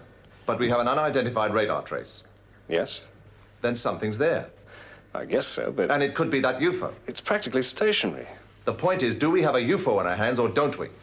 Well, in my opinion, it's 1,000,000 to 1 against. But of course, we'll maintain a full alert radar track. No. Launch Sky 1. Tell Waterman to investigate. Yes, sir.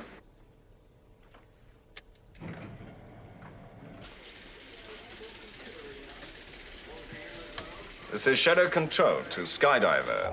Launch Sky 1, investigate possible UFO, position 012302, red 3. Roger, Control. Out. Launch stations. Launch stations. Check circuits. HV circuit's okay. Relay's okay. Okay for launch, Captain.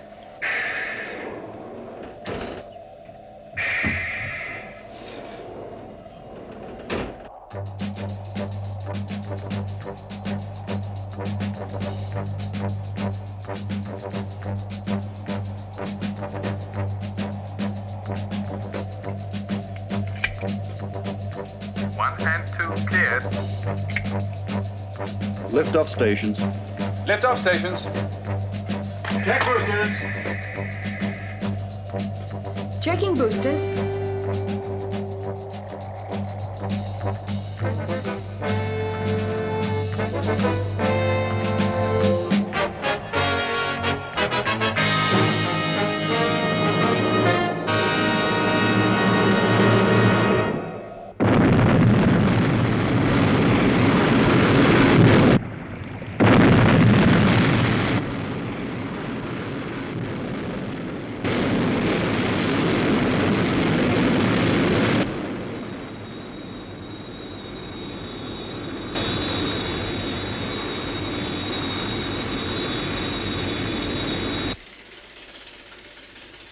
We still have positive track. Green on 3. Confirm radar fix. Control to Sky 1. New position 018294. Range 25 miles. I have it on internal radar. Should have visual contact in about a minute.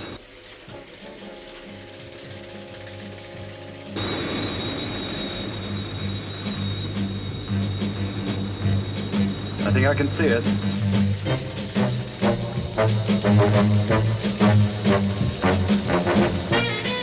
Have visual contact.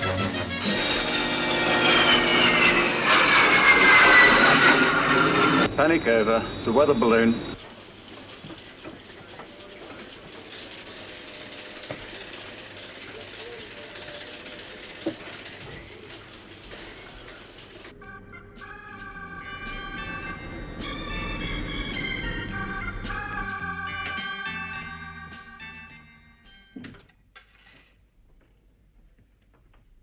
Miss Fraser, How did you find me?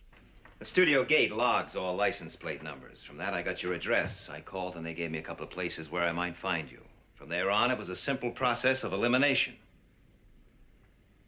Who do you work for? Myself. And sell whatever you get to the highest bidder, huh? Look, I'm sorry I lied. But if I hadn't said I was from GPA, you wouldn't have seen me at all, would you? Just give me the tape, Miss Fraser, and we'll call it a day. The tape, Miss Fraser.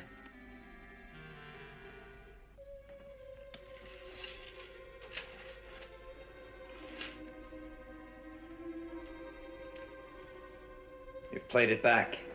There wasn't time. Right.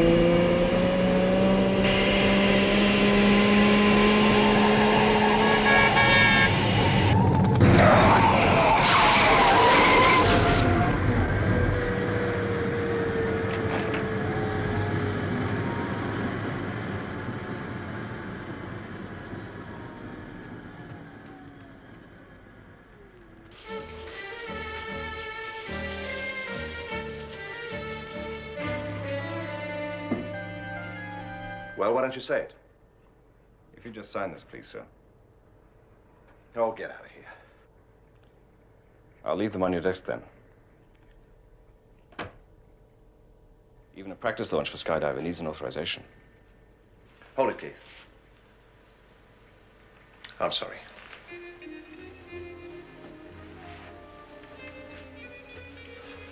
Can you imagine what Straker would have said? Yes, sir. I can imagine.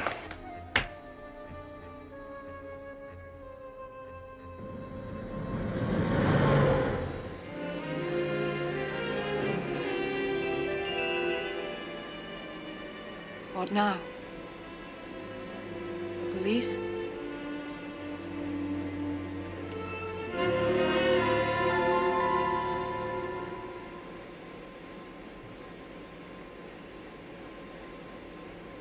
Who are you?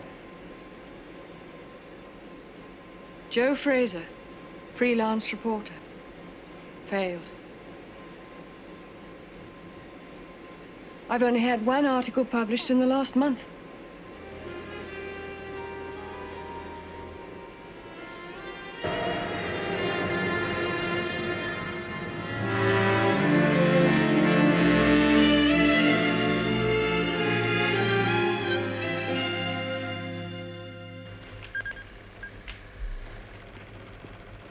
Is it still there? Yes, Lieutenant.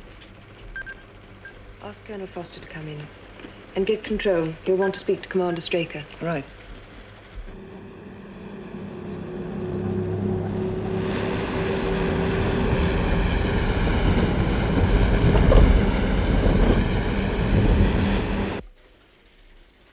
I have Colonel Foster on the video link, sir. Oh, thank you. Hello, Paul. Hello, Alec. It's a surprise to see your face. Where's Straker? I'll explain later. What's your problem? Well, we've picked up radio signals about 50 miles east of the base. It's some sort of vehicle. It's moving on an erratic course, but it's heading our way. Have you any idea what it could be? Not really. We've tried to make radio contact, but no joy. Could it be unmanned? It's possible. But if it maintains its present course and speed, it'll run straight into us. It'll be a couple of hours before there's any real danger. We'll get onto it right away. Lieutenant, I want an immediate rundown on all installations on the moon operating surface vehicles.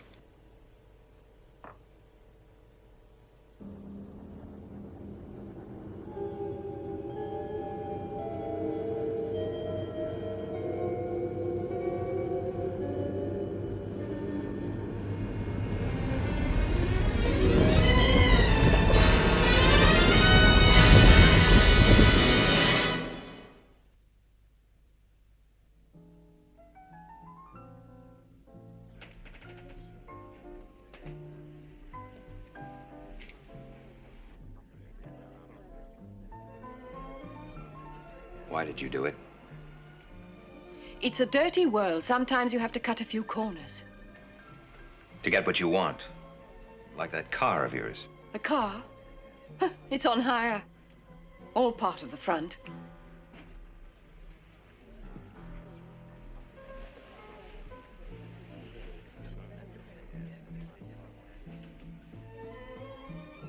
Does it matter? Well, let's say I'm interested. You've heard it all before. I'm a very good listener. With an ice-cold clinical outlook. Intelligent, attractive, and a possible security leak. You don't believe me, do you? You know, if there's one thing I hate, it's eating dinner alone.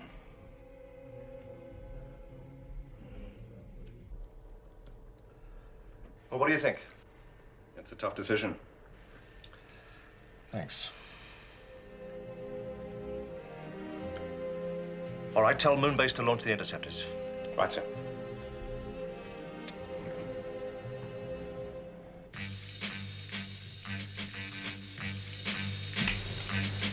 Interceptors 1, 2, and 3, immediate launch.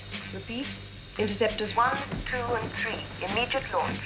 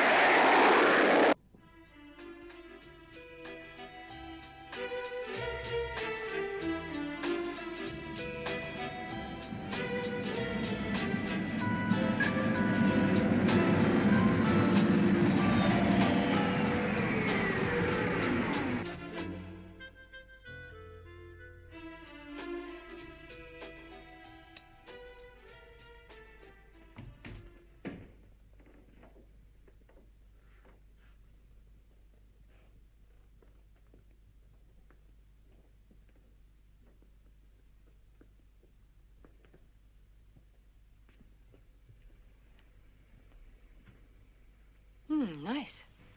Well, it suits me.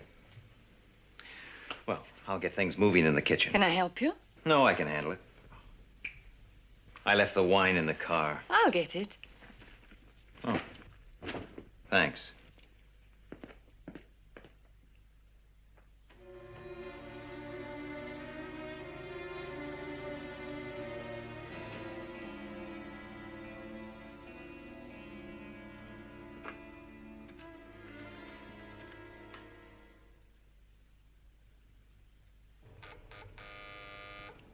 Yes, Miss Eland? I have Commander Straker on the line, sir. Oh, you better tell him... Tell him everything's under control. He says he's glad to hear it, and he'll be back tomorrow morning. Oh, Miss Eland, I want you to do a voice check for me. It's Miss Fraser. Just routine. You mean a G6, sir? Yes, that's right, Miss Eland. The full G6. I understand, sir. Right. Record immediately. Yes, yes. Come and say hello to Miss Eland. Hello, Miss Eland. You're working very late tonight. Hope to see you again soon. Goodbye now. Goodbye. Yes, that'll be fine. Good night, Miss Eland. Well, why don't you help yourself to a drink, and I'll go out and break out the can opener. Hey. Hmm? Thanks.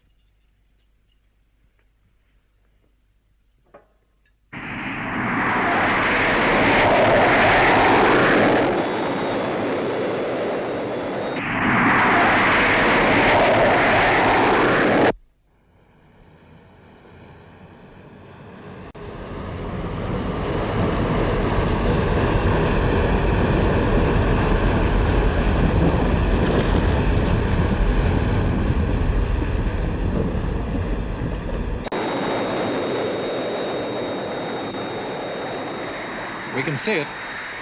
I'll go down and radio back a photograph.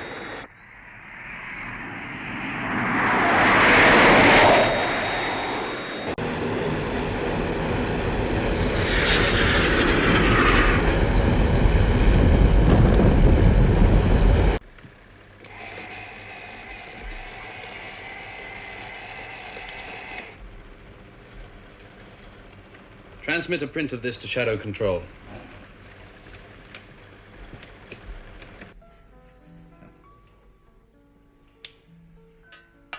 You know, Ed, you're a terrific cook. I just follow the instructions on the can. Well, the wine was great. You should have had some.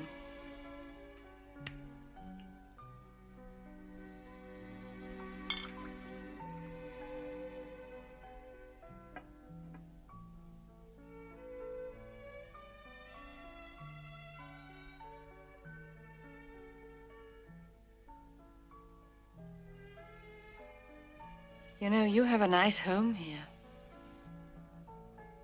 It's a place to sleep.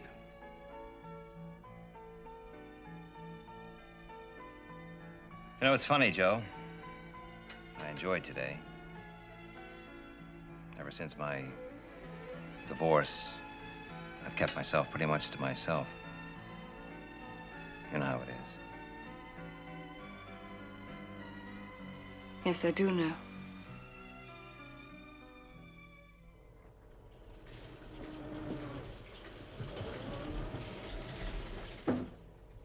It's Russian, from a base about 120 miles east of Moonbase.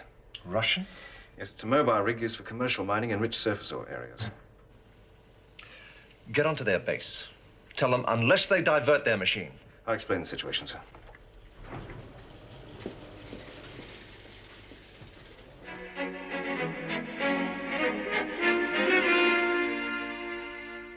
We understand your concern, but we still can't establish radio contact with the crew.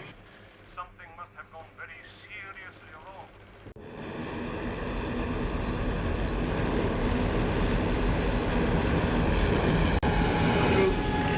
Очень старая русская мелодия, зеленые глаза. Слушай меня. Да-да-да-ди-да-да, да-да-ди-да-да-да.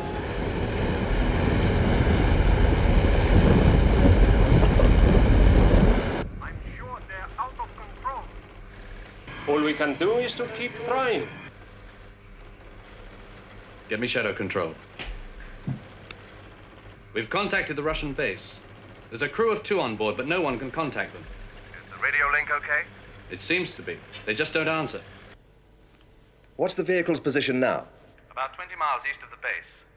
The Russians have a surface mobile on the way, but it won't get there on time. Send out a moonmobile. Try to establish visual contact with the crew. Right.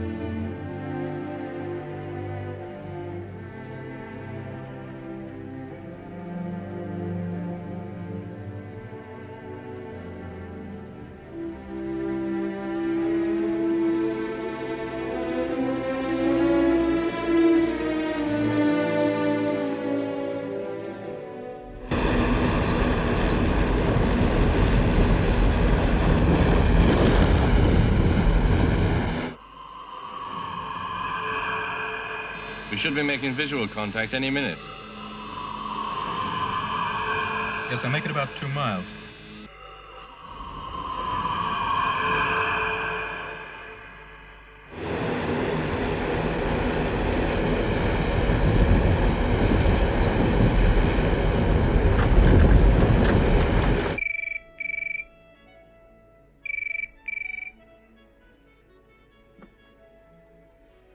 Straker.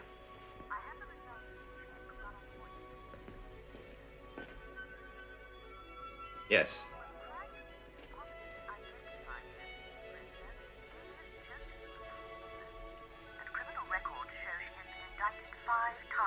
I see. Is there anything else No, that'll be all right. Right.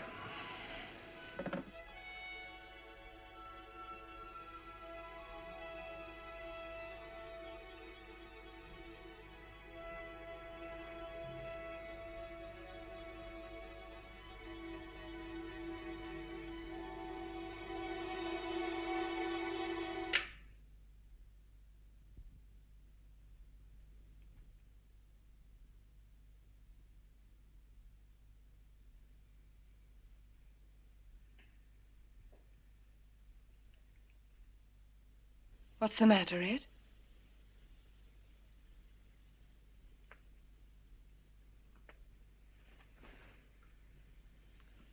Get out. What's wrong? I know. That's what's wrong. One article published in the last month. The car on hire. You were right about that the first time. You earned it. The hard way. Just what did you have mapped out for me? Did you plan to take me for all you could get? Or maybe something more cozy? Like an idyllic weekend somewhere, and a guy with a camera who just happens to burst in at the right time. Maybe at first. Oh, come on, don't give me that. Don't tell me there's an emotion left in that pretty little head. You must be getting soft. Soft? That's the way you get eaten alive. Oh, you wouldn't understand. It's a man's world, remember?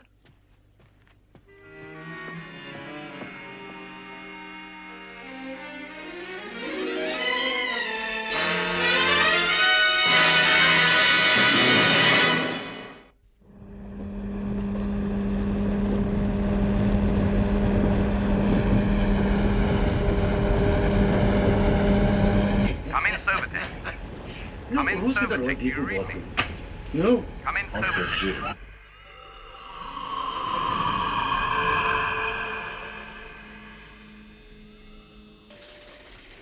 Get me a direct radio link with the Moonmobile. Right, sir. I have Colonel Freeman for you, sir. Right, put him on. What's the position? We've just established visual contact, and we're trying to get through to the crew. Without much success. Right. Fire a warning shot. A warning shot? Look, you're less than 5 miles from Moonbase. That's a civilian vehicle. Fire that shot. Right.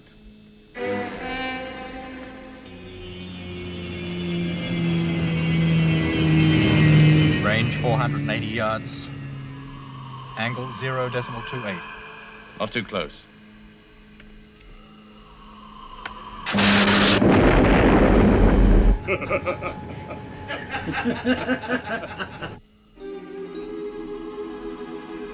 Try another one, as close as you dare. Yes, sir. Range 320 yards. Angle 0.24. No reaction. You're certain they saw the warning shot? If it had been any closer, they'd have been part of it. Stop. You mean? I mean shoot to stop them. That's my decision. I'll take the responsibility. Do you read me? Look, give us a couple of minutes. We're going to try something.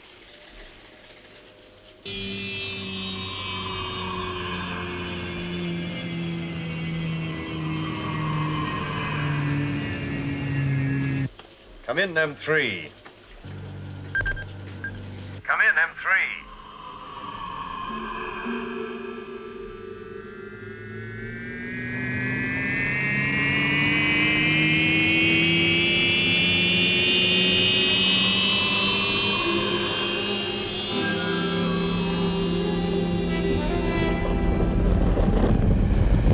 Come in, M3. M3 to control. Control to... Let me speak to Colonel Foster. He's trying to get aboard the rig, sir. What?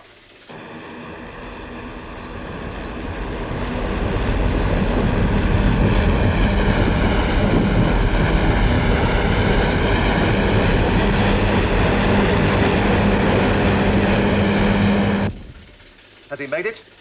I'm not sure. I can't see him. If he's not inside...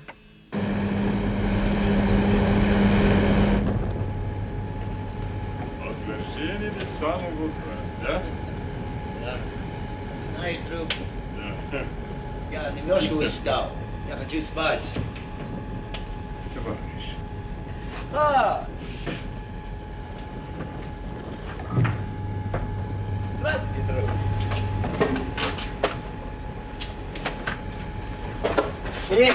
Listen, they're both incapable. The air pressure's down. They could be suffering from anoxia. How far away is it now? 1,500 meters. This is a red emergency alert. Seal all airlocks. All personnel to carry out decompression drill. Кто тебе? А? English. American. Yeah. What? Get onto the Russian base. Find out how to stop this thing.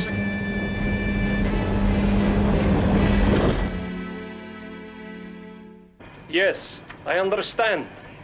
The quickest way to stop it is to throw the red master power switch. It's situated left of center on the control panel. Right. There's a red switch on the Ты control хороший panel. человек. Yes, I can see it. That's the master power control. Okay. Мой друг там. Иван, он мой друг. Здравствуйте, товарищ. Как дела? How far is it from Moonbase? Just a few hundred yards.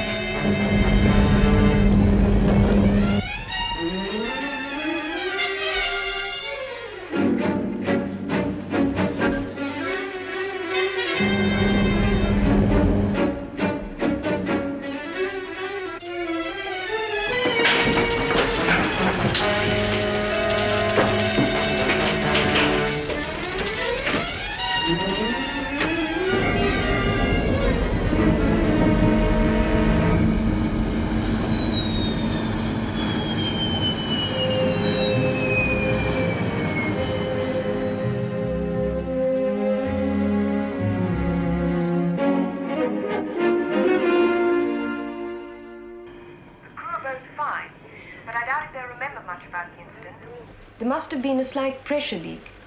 They were suffering from a lack of oxygen, inducing a sort of drunkenness. Drunkenness? Like drinking too much whiskey. We call it anoxia. We know it in the same way, except our description would substitute vodka for whiskey. On behalf of Sovitex, I would like to thank you for your cooperation.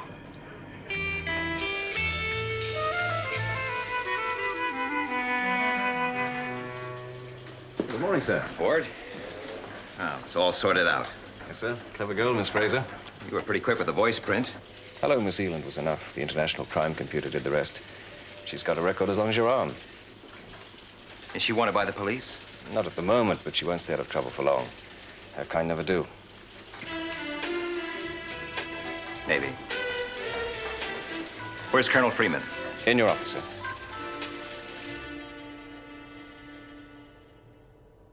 Hello, Alec. Hello. Well, I hear you've had quite a day. You could say that. Well, Foster might have lost his life. Ordering them on board that rig like that. Tough decision. The right one, of course. It wasn't quite like that. Oh, whatever way it happened, Alec, you were responsible.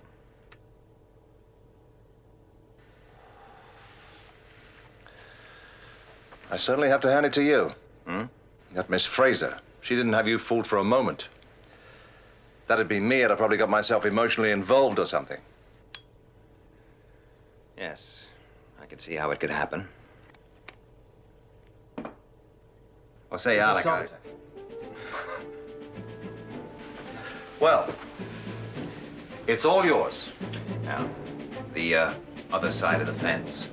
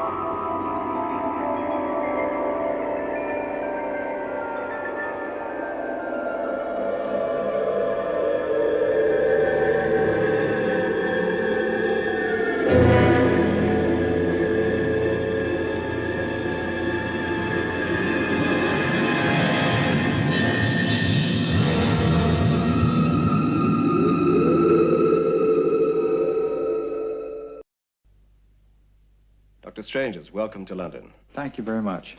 As the president of the National Investigations Committee on UFOs, could I ask you first, what is an unidentified flying object?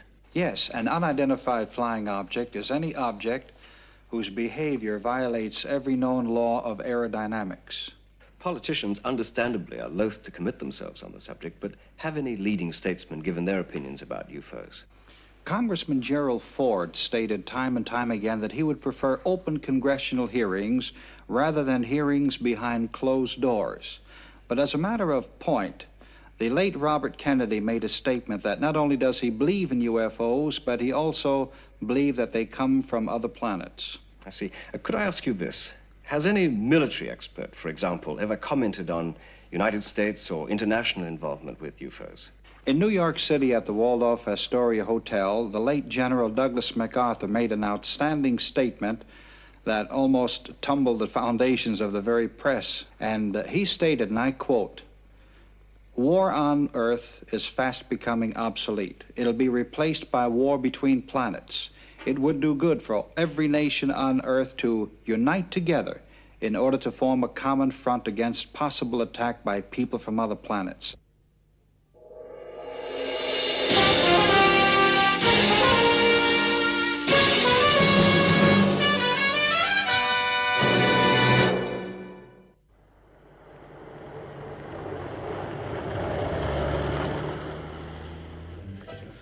Fine. Yeah.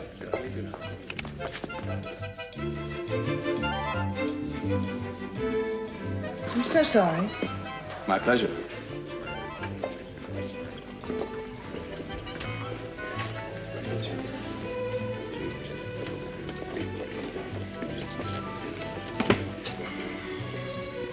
Beautiful.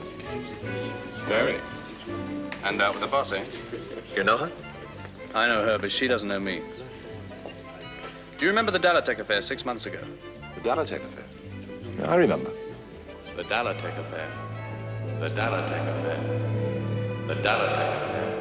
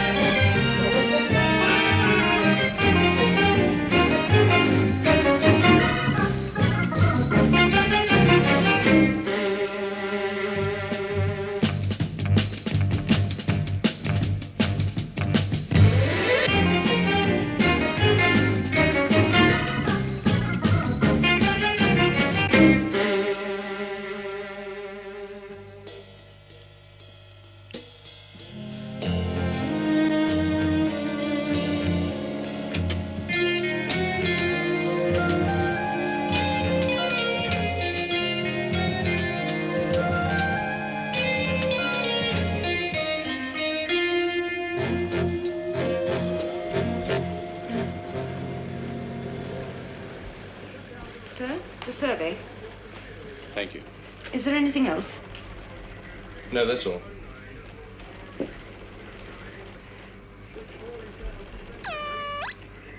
Sighting at 0135242. Second sighting at 0140242. Third sighting at 0145242. Trajectory termination. Preliminary readings indicate moon base area. Red alert. Interceptors to be on standby.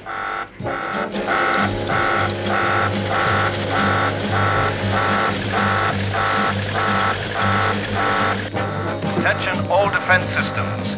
This is a maximum security alert. Attention all defense systems. I say again, this is a maximum security alert. Condition red.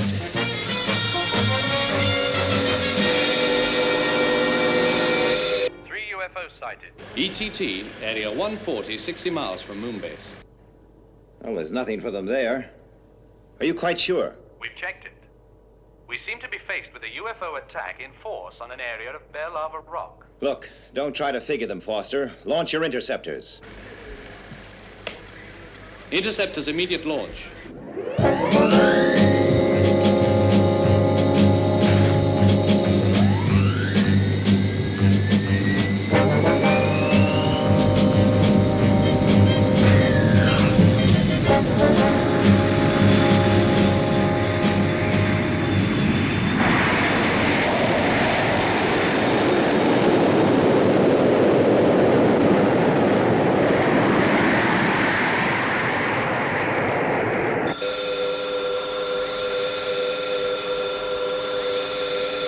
Check trajectory. Same coordinates, maintaining course.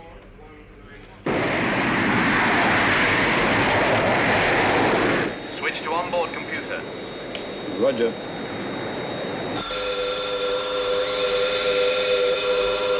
The UFOs have changed course. Hold for further instructions. No possible error. They veered off. Where are they heading? According to the readings, back the way they came.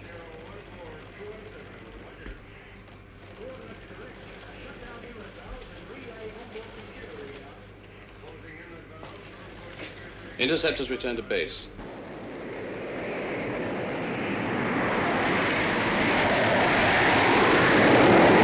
Well, did we scare them off? It'll be the first time. So what happened? It's anybody's guess. Guess? With $100 million worth of computer equipment at your fingertips, you still have to guess? Sometimes, yes. They didn't make a billion-mile space journey for nothing. No, sir. So we need answers, don't we, Colonel? Is it a decoy that's failed or a red herring that's already succeeded? And it's your job to find out.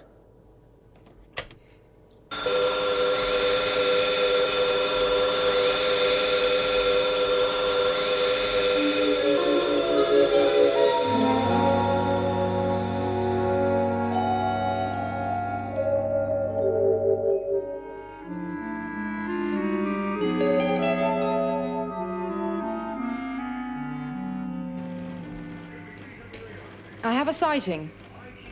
It's traveling too slowly for a UFO. Meteorite? Looks like it. Definitely a meteorite. With an ETT in area 017213.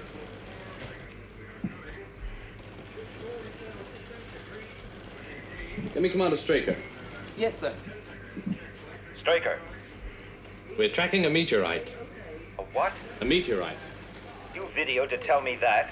Its ETT is almost directly on top of the Dalotek installation. Can you contact them? There's the radio link. All right, warn them. Roger. Oh, and one more thing, Colonel. If you have to bring any of them back to the base, use the amnesia procedure. Right. Contact the Dalotek unit. How long to impact? Approximately 3 minutes. This is Moonbase calling Dalotek unit. Come in, Dalotek. Moonbase calling Dalotek unit. Come in, Dalotek.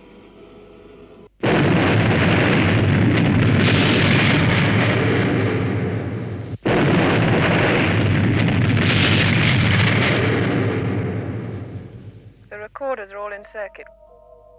Right, and we'll gather all the substrata material we can. The radio link with the geoscanner's okay? Good.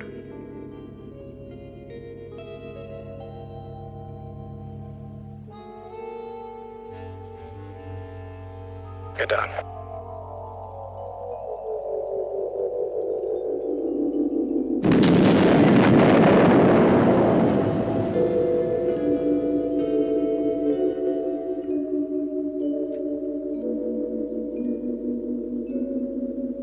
Let's take a look.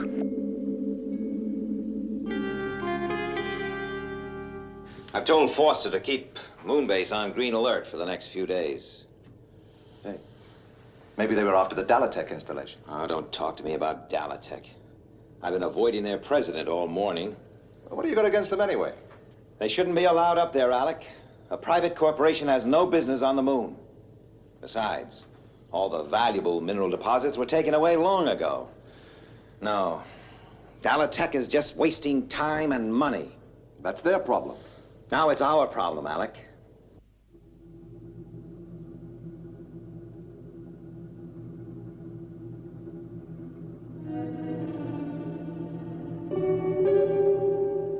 Statistically, that was a 50,000 to 1 shot. Yeah, a meteorite that size would be.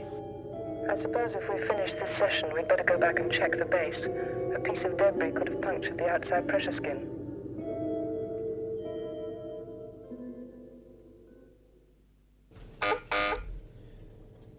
Straker. You're a difficult man to contact, Commander. It's in the nature of the job. For security reroutings. My name is Blake. Yes, the president of the Dalotek Corporation. I simply wanted to establish contact, Commander. Thank you for your help in preparing our moon project. Let's get one thing straight, Mr. Blake. Your moon project was approved despite my overwhelming objections. If there's any trouble whatsoever, I shall demand its immediate withdrawal. My team will be on the moon for a period of 10 days. What can happen in that time? my command has a complex and hazardous mission. The presence of civilians in the area could easily jeopardize our security operations, as well as our normal procedures. And my team will use limited radio frequencies. They'll take every precaution to avoid your installations. In fact, they've been thoroughly briefed. Then they'll be briefed again, Mr. Blake. Oh, whatever you wish, Commander. I'm quite sure there'll be very little contact with your base. Unless what? In the case of an emergency, you did agree. To render all possible assistance. Yes.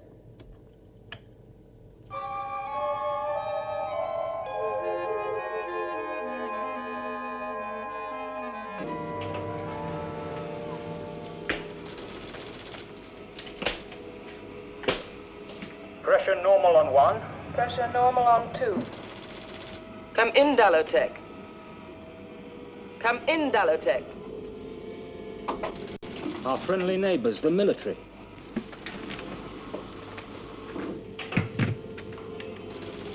Dalotek survey base? Colonel Foster for you. This is Colonel Foster. We monitored a meteorite in your area. We saw it land quite large, approximately 900 kilos, fell about 200 yards from our installations. Yes, that agrees with our coordinates. Have you checked the pressure skin for puncture? Yes, Colonel. Thanks for calling. Out.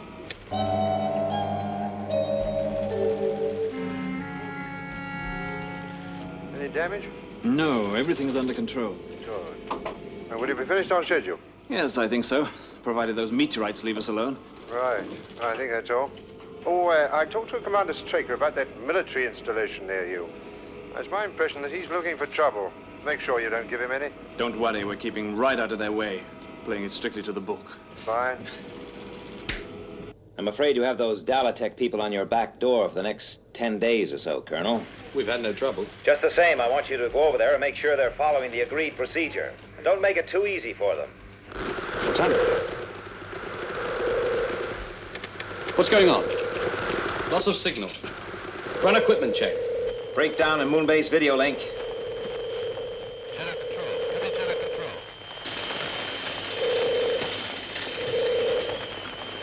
Switch in the emergency link. Emergency link negative, sir.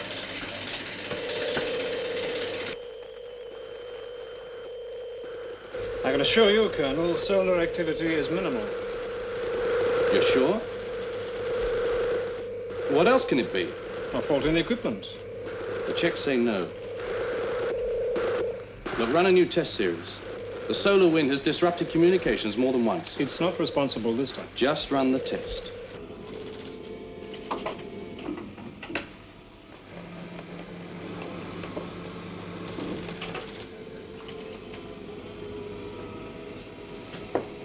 Anything promising? No, not yet. Give me 7. 7 it is. 9. 9. Infrared. Infrared. My feet out.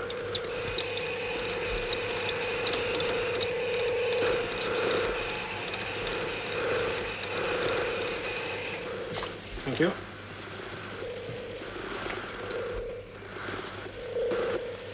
Corona would be symmetrical if there were an increase in the number of sunspots. Exactly. No unusual solar activity. But it all fitted. Have you considered the possibility of outside interference? Go on. Just an idea. Dalotek. They're operating on limited frequencies. They could be violating the agreement. Is there a way to check? Just one. Well, that completes this run.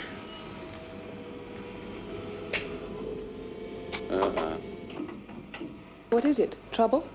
Why else should we receive a visit from the military?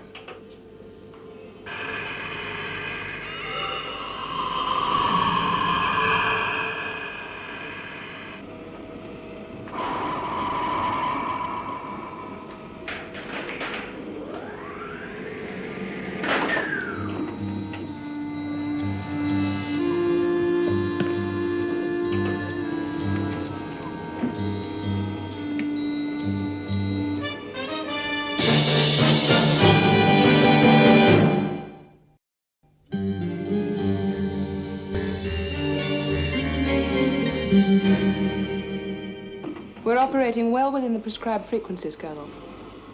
We'll check that, Miss Carson. Colonel, we're open to check at any time. But to switch off the geoscanner means a complete write-off for all our work. We'd have to be persuaded there was adequate reason for so drastic a step. More than adequate reason, Mr. Tanner. Our base radio lost total contact with Earth half an hour ago. An immediate possibility could be increased solar activity. The solar wind? The coronagraph check shows negative. How about a simple radio fault? Do you, check your fuses, Colonel? We've checked everything. And now you want to check us? Can you think of a more logical step?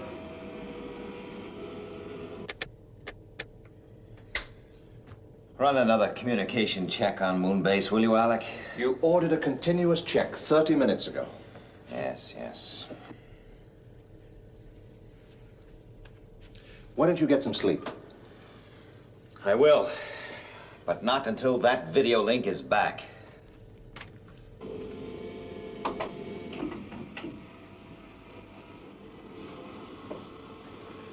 Well, you've examined the frequency settings, Colonel.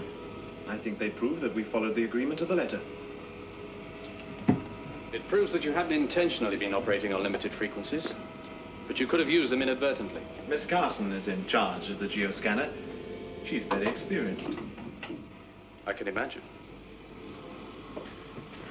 Colonel, exactly how many radio failures have you had? One so far. That doesn't seem too serious. For a military organization, it could be catastrophic. And you're absolutely convinced that we're to blame? It seemed the logical conclusion. Well, I'm glad we've been able to change your mind. So am I. Except now it means I'm back at square one. Well, you'll have to excuse me, Colonel. I have the seismic meters to service. But I'll leave you in Miss Carson's capable hands. If you have any questions, please ask her. Au revoir, Colonel.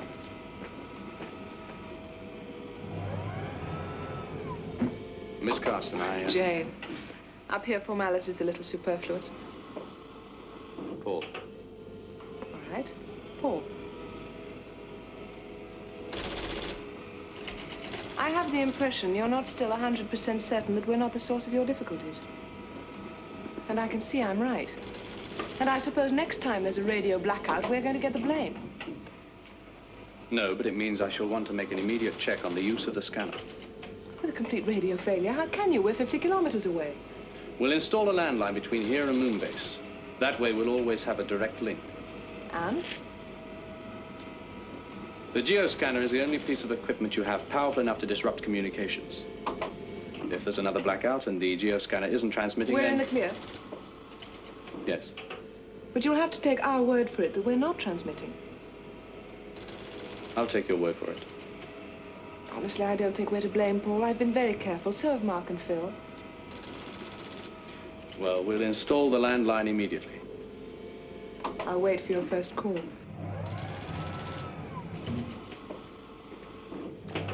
I must go.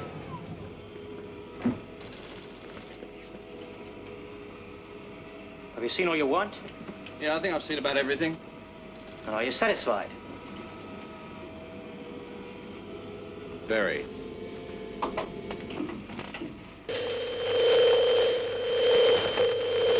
Shadow Control to Moonbase. Do you read me? Shadow Control to Moonbase. Reading you. Strength 5, voice and vision. Immediate for Commander Straker. Moonbase contact re-established. Yes, sir. Stand by for video circuit tests.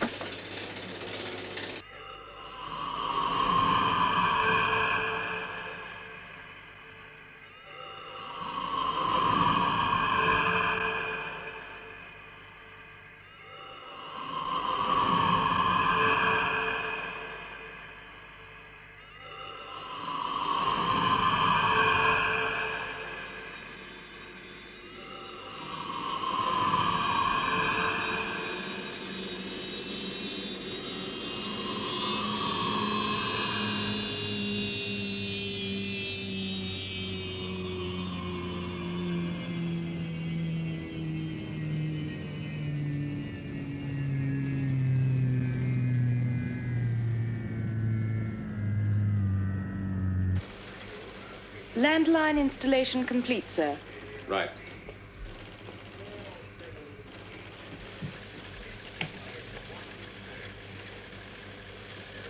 Dalotek base.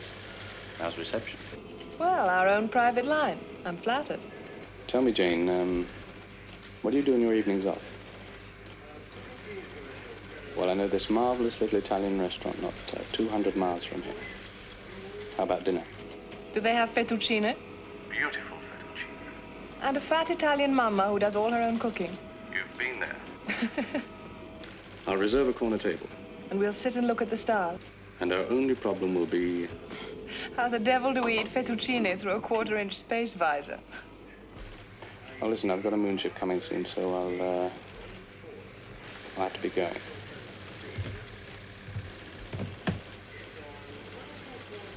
Do we have it on positive track? Yes, sir.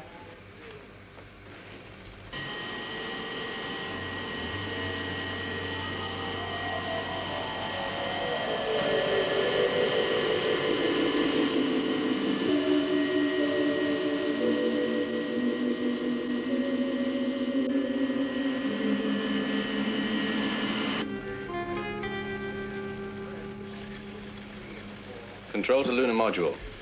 Switch to computer control for landing. Roger.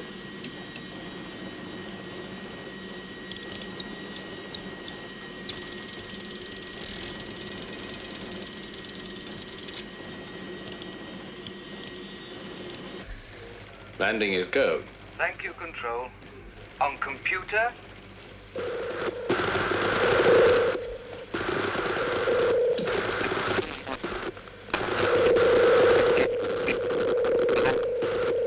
Do we still have them? I'm losing them.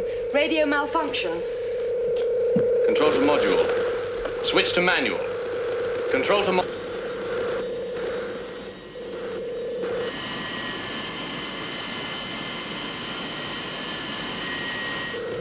This is lunar module. I have lost you. Maintaining computer control for landing.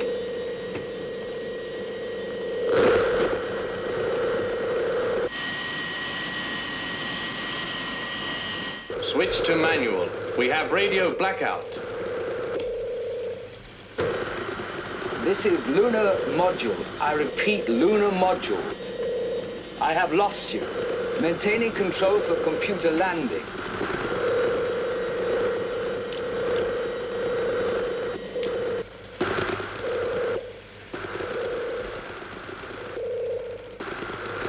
Complete computer shutdown.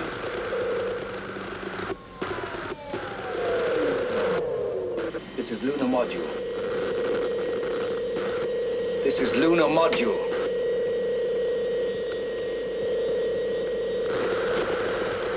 This is lunar module.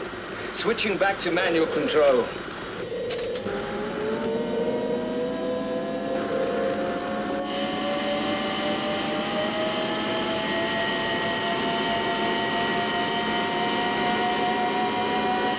He must have switched to manual, but I think it's too late.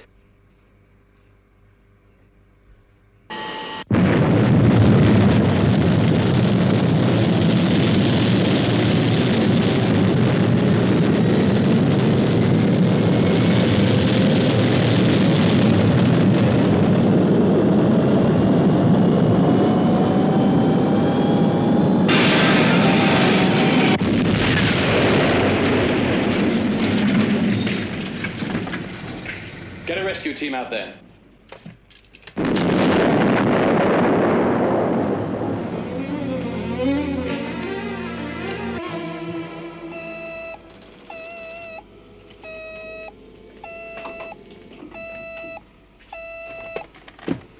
Dalotek base. Yes, Paul. But everything was turned off except the geoscanner, and that wasn't transmitting. I see. What's wrong? Colonel Foster's coming straight over. There's been an accident at military base, moonship. The radio blacked out and all the crew were killed.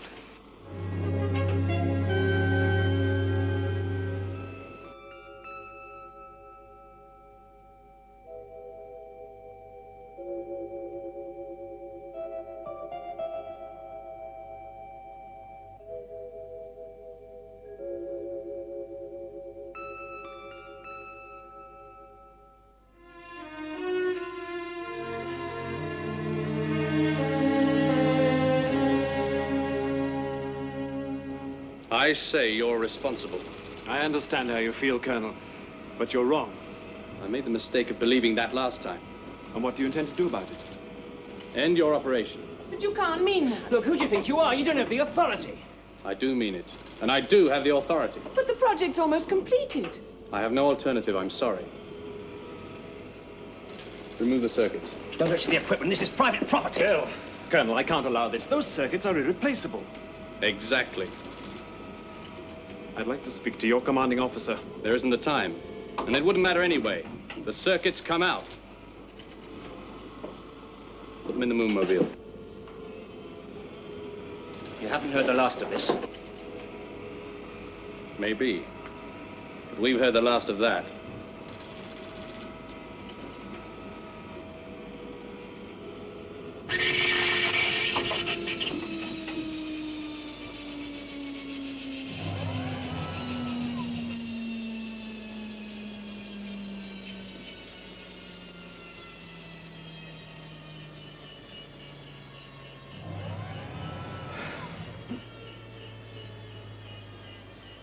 So what do we do now? What can we do? Carry on as best we can until we receive further instructions from Blake. In the meantime, we can go out and collect our equipment from the surface. Fine. Phil, you take the area we worked on yesterday. Jane, you go with him. And I'll do the section by the new crater. Okay?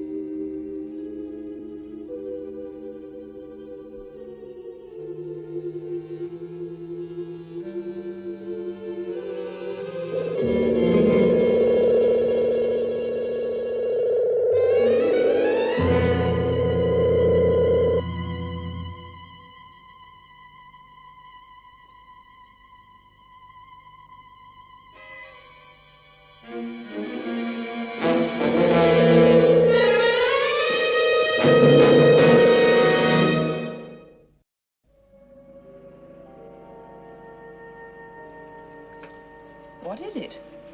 I'm not sure that matters. The point is, did we damage it with our blasting? Or was it damaged by the meteorite? How did it get into the crater? Foster installed it. When? The crater's only been there for a few days. Now, this is getting us nowhere. We've got to decide what to do about it. So we go outside and take a closer look. Good idea.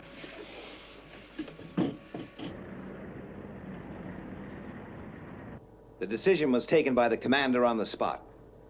I support that decision. The Astrophysical Commission may have other ideas after I finish talking to them. Well, that's your prerogative, Mr. Blake. Meanwhile, Dalotek does what it's told. Well, you'll be hearing from me.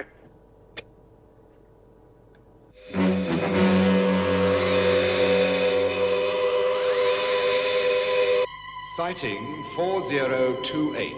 Confirmed speed 0 Sol 8. I've got it. Red alert. Interceptor's immediate launch.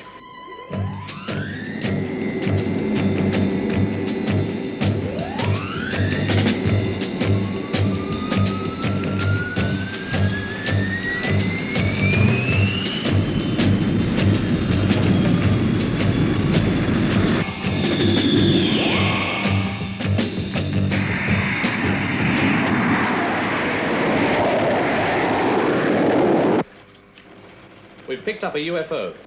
Give me the trajectory coordinates.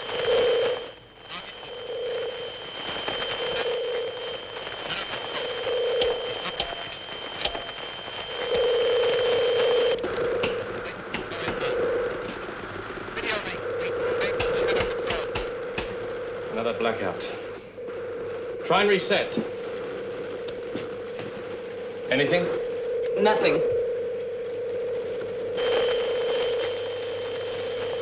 What the blazes is going on?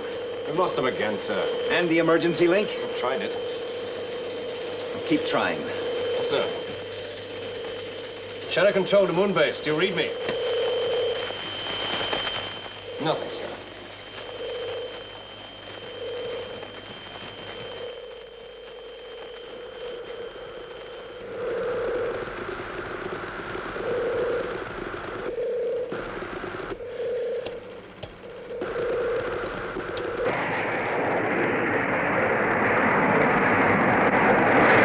Reed, we must get that tracker working. I'll do my best, if I can find the source of the trouble.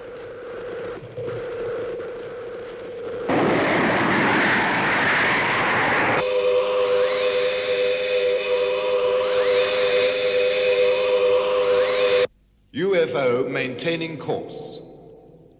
Interceptors. Range 20 million miles. Awaiting missing timing and attack.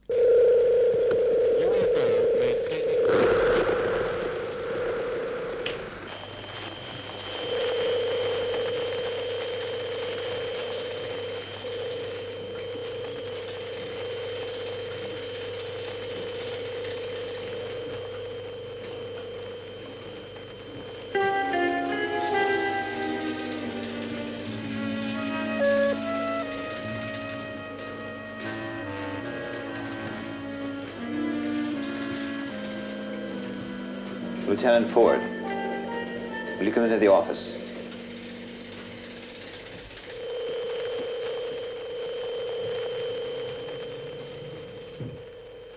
That library material we were running through the other day, is it still set up? Yes, sir. Good. There's something in the back of my mind about one of those interviews you did back in 1969. Something that won't quite click into place. Which one was it, sir? I think it was the one with Dr. Strange's. Yes. Well, there's nothing in that one about radio blackouts, I can assure you, sir. Maybe, but there's something. Rerun it. Run the video, please, of the interview with Dr. Strange's. Channel it into Commander Straker's office. Yes, sir.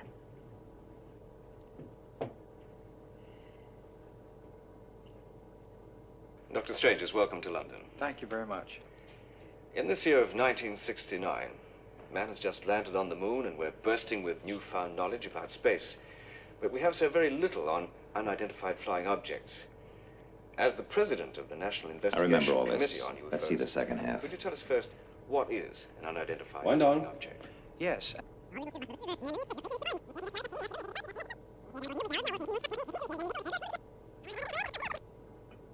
Now, what is the position of the United Nations regarding UFOs? The United Nations, as a physical body, has never gone on record as a body as far as UFOs are concerned. However, I spoke at the United Nations Outer Space Affairs Committee before a special delegate in 1967. You want to go on, sir? And the following day, Yes, Secretary I did run. General U Thant released some news to the press in which he said, "We have a twofold problem facing the world today. Number one is the Vietnam crisis, and number two, unidentified flying objects." Maybe it was my interview with Dr. Bressinger from MIT. No, it was just a word, It could be that phrase. they're so involved in other things that they haven't quite seen the seriousness of the problem of UFOs, even though it's an established fact that every nation under the sun...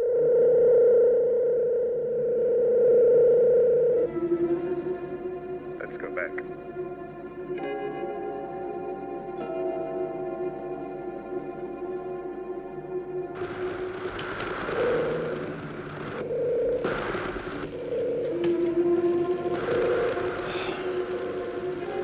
Where are they? They must be working outside.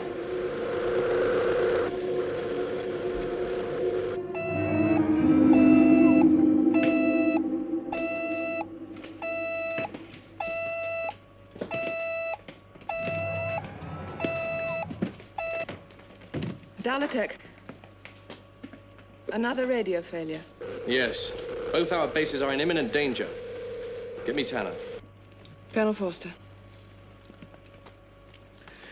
Hello, Colonel. We were just about to call you. You know that installation of yours in that new crater? What installation? Crater 236?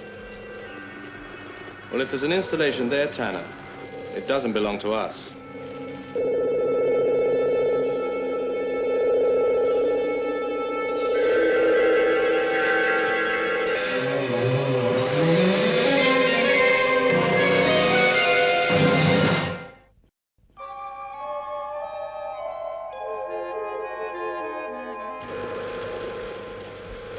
Estimated range.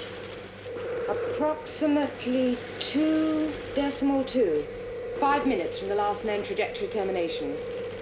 Estimated target proximity of Moonmobile. 1 minute 50.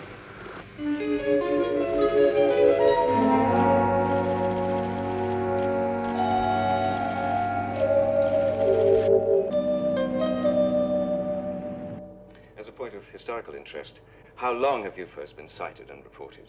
Actually, UFO history goes clear back to the year I really don't think there's 4000 anything, sir. BC. We check all The this early library material Chinese pretty and the early carefully. Egyptians called them sky No, it was bolts just a or hunch. sky balls, fireballs.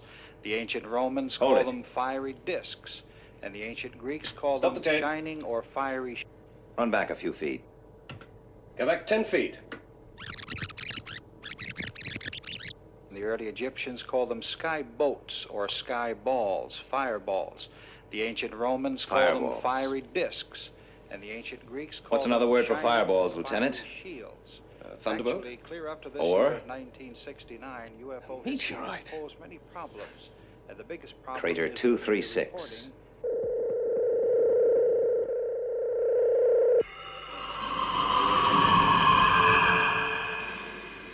Still no radio contact? No. ETA Crater 236, 1 minute 5.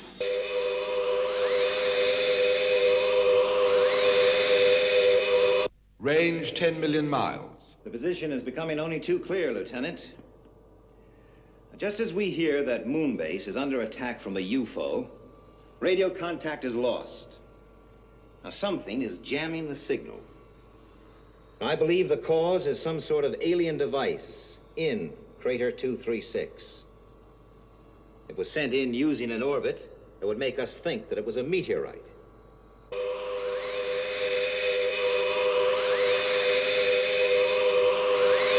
Range 5 million miles. Bearing positive.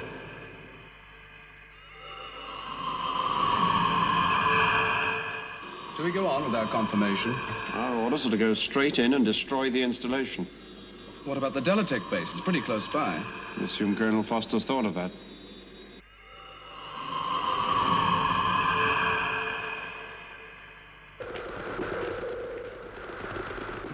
Tanner? 90 seconds. No time for details, but I'm confirming we're going to detonate in crater 236. Be prepared for an explosive decompression. Good luck. All right, get your helmet on. I still say Foster's up to something. We've got no choice. Come on,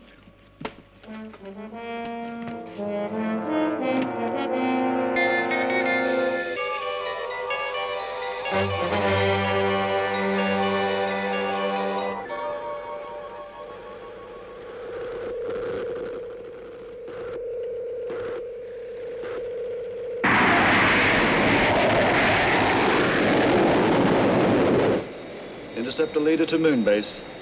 Come in, Moonbase.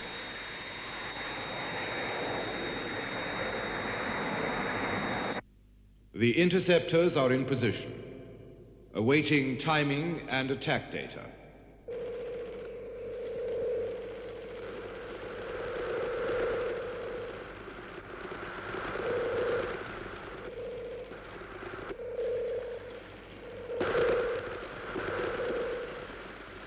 Predict interceptors will be in range in about 40 seconds. If they haven't altered course.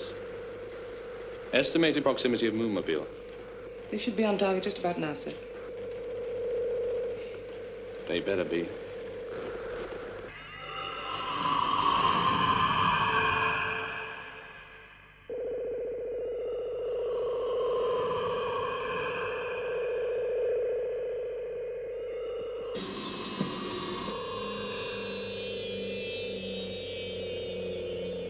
Okay, range on target.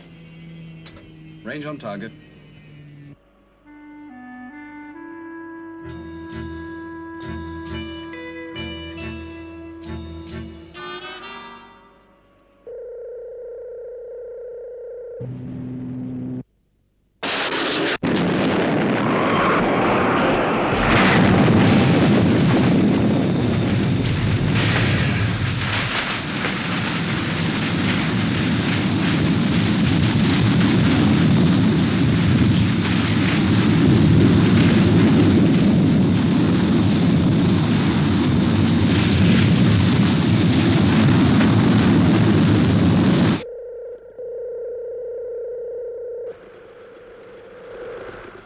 Coming through. Contact AOK trajectory 839274. Moonbase to interceptors. Switch to computer link for course correction and missile firing sequence. Straker. We've re-established contact with Moonbase, sir. Right. Colonel Foster, what's the position? There was an alien device near the Dalotek base. Yes, we assumed as much. Well, we have the UFO on positive track. The interceptors are going into attack.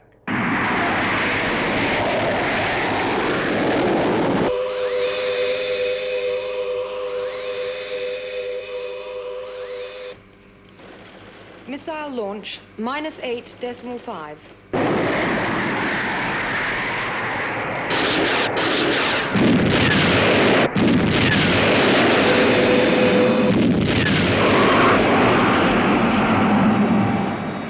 Well done, Captain. Return to base.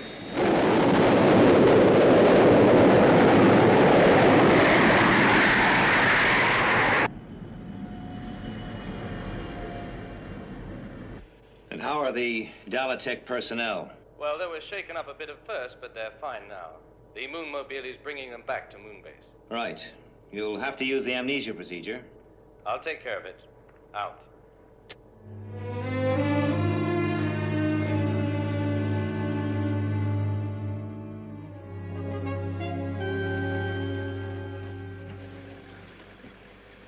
All this. I see now why Commander Straker was so reluctant to have us up here. I'd like to say, Colonel, that your position, everything you've told me, it's a safe secret with me. Have the amnesia shots been laid on for the Dalotek team? We're going to administer them just before takeoff, Colonel. Well, I think I'll get some rest. See you later.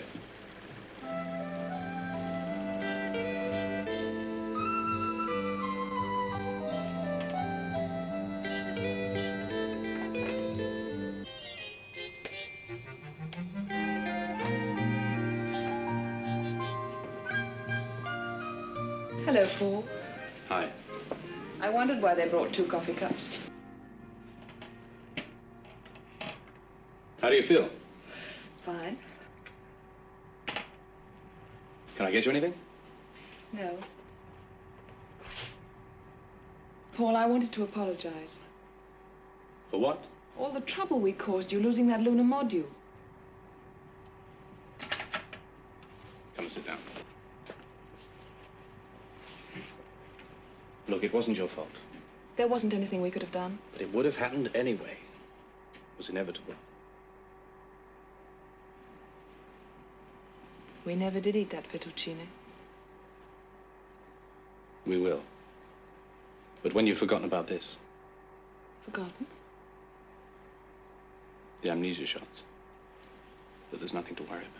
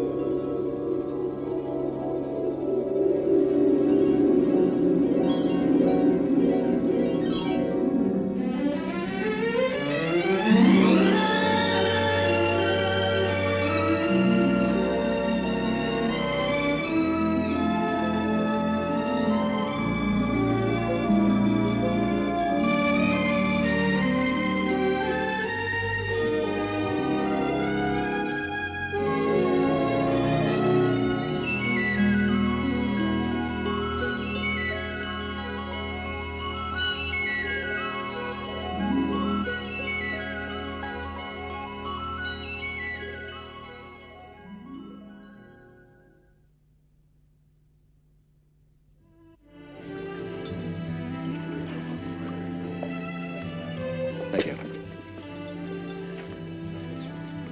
So the Dalotek team stayed on for a couple more days. You and Jay must have got pretty friendly. Why did you ask her? Very funny. How does that old song go? Love's more beautiful the second time around.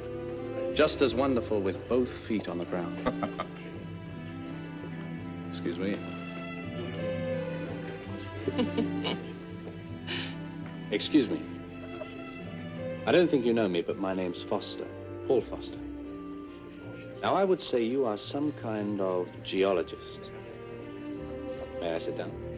Why, yes. How did you know I was a geologist?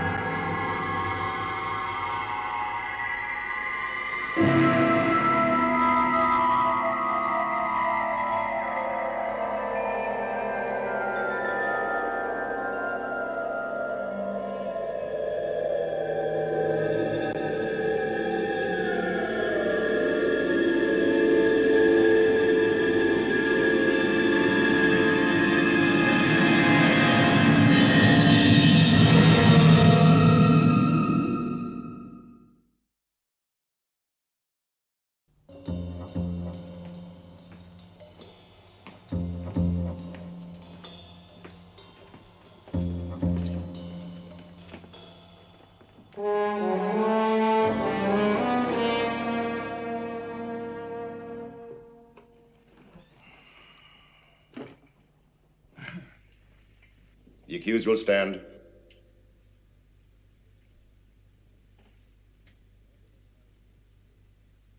I want to make my position clear. The verdict in this case has been taken by the 4 jury officers. But I would like to establish, as a matter of record, that I find myself in agreement with them. After due deliberation, they have found Colonel Foster guilty of the charge as stated. Under Article 183, the sentence is specific. The execution was fixed for 1200 hours, the 19th of next month. Any appeal must be lodged within 14 days.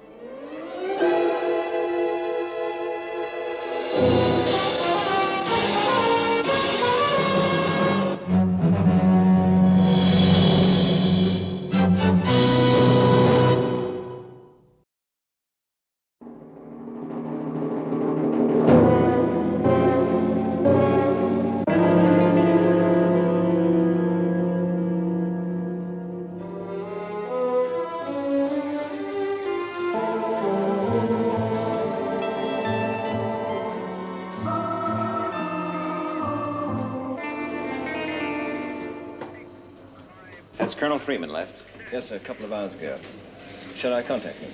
No, that's all right. I'll call him at home. Right.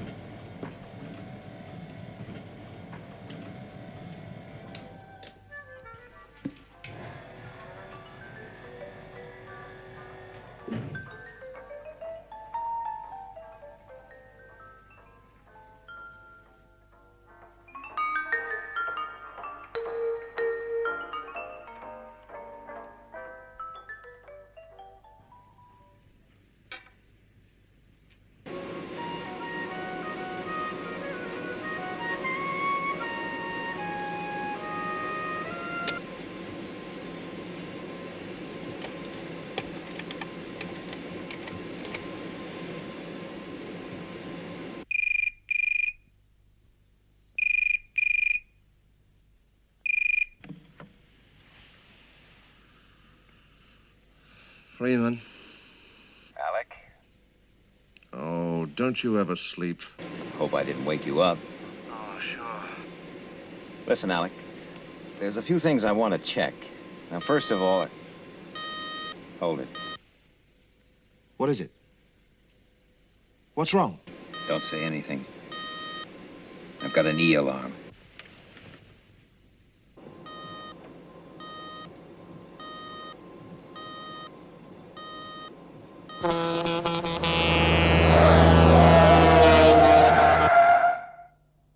Are you all right? Ed, are you all right? Can you hear me?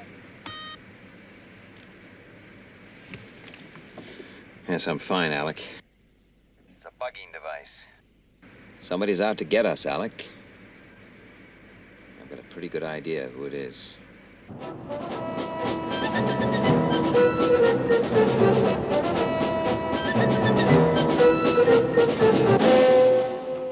Straight. Thank you, Miss Scott. We'll go straight through. But I'm afraid there's a... It's all right. Just show us where we sharpen our knives.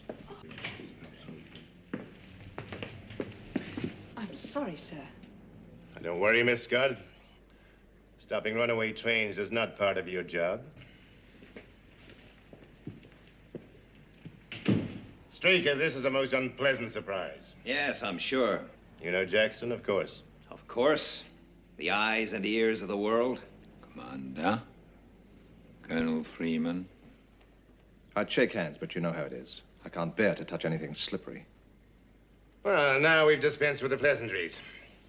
I presume this is not just a social call. Alec? Yours, I believe.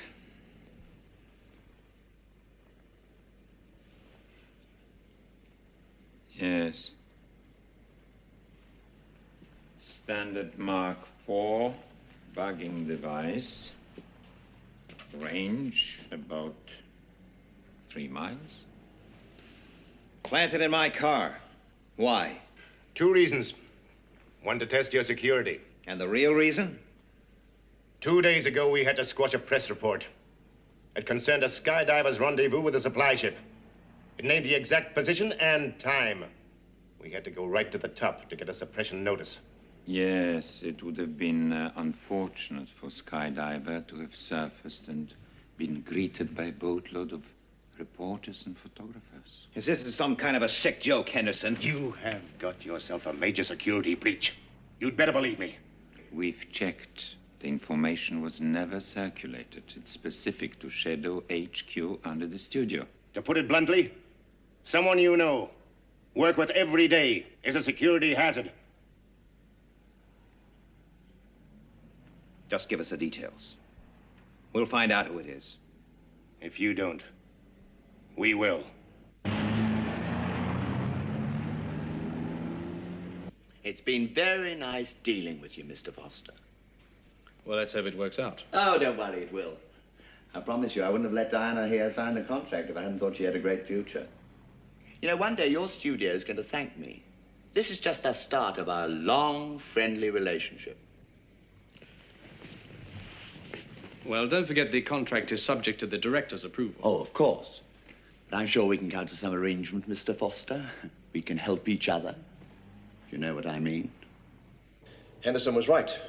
We've got a problem on our hands. It's a pretty frightening experience. Walking around out there knowing that somebody you've known for years has sunk just about as low as you can get. But who is it?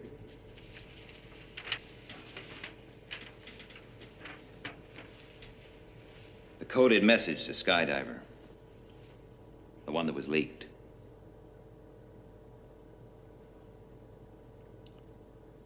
Authorized and sent by Colonel Foster.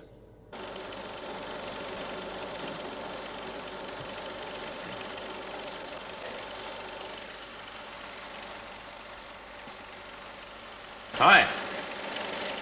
How's it going? Oh, great. There's more to making movies than people think. I'm learning something new every day. Yes, that happens to most of us. I want to talk to you. Sure. I mean now.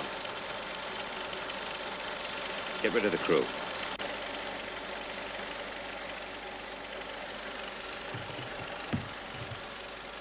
Okay, boys, take an early lunch. I'll leave the machine running, will you? I want to see the rest of those shots. Are you certain? Right. Right, I'll check it out. Yes, I'll tell him.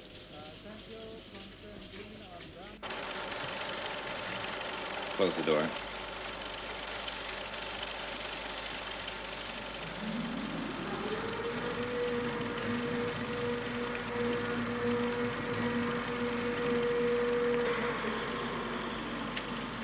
You transmitted this 3 days ago. Yeah, but this is, hadn't we better go to your office or something? Worried about security? Maybe I feel just as secure right here. Did you transmit that message? Well, yes. I believe I outrank you, Foster. Yes? Yes, what? Yes, sir. That's better. Let's keep it that way. Look, what's all this about? Just answer my questions. Now, who else knew about the Skydiver transmission? Well, I did mention his Alec Freeman. You gave him exact position, details, time? No, sir. Did you talk about it to anyone else? No, sir. And how is it that this information, which you say you told no one, got into the hands of a newspaper? A newspaper? Yes. Giving the exact time and position of Skydiver's rendezvous with the supply ship. Just don't understand. Neither do I.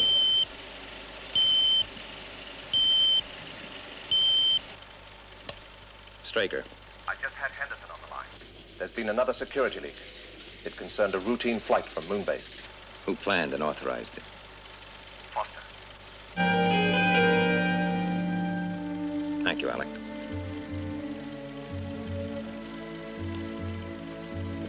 I don't get it. How about an explanation? Explanation? Explain what? What do you think I've done? I'm not thinking anything. I'm interested in facts. Well, I'm sorry. I just don't know how I can help you. Well, this whole thing's ridiculous. Ridiculous?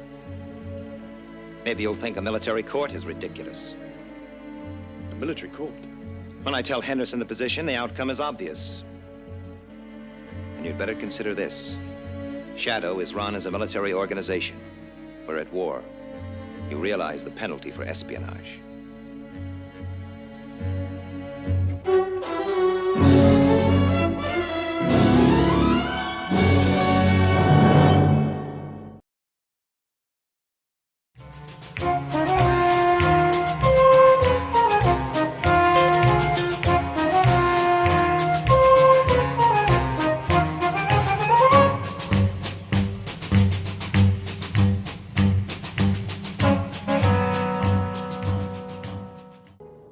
To 9.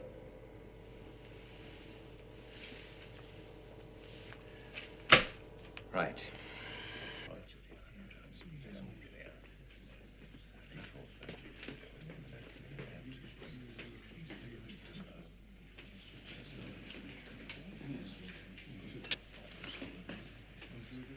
Guards.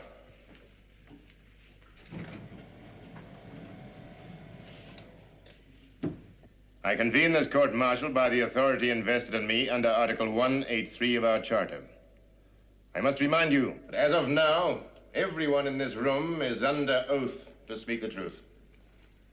Prosecuting officer may proceed. The accused, Colonel Paul Foster, is indicted under Section 8 of SHADO Security Regulations. I intend to show that he and he alone is responsible for and therefore guilty of the worst crime that can be perpetrated against our organization, espionage. The defense foregoes its right to speak at this time. Very well. The prosecuting officer will proceed. My first witness, Lieutenant Ford.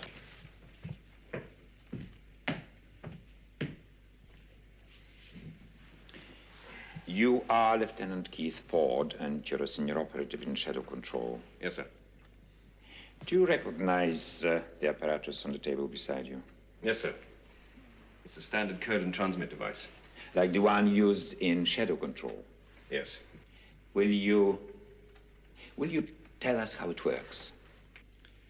The primary circuits are a series of electro-scanners positioned in series. Lieutenant, we'd be grateful if you'd keep the explanation as simple as possible.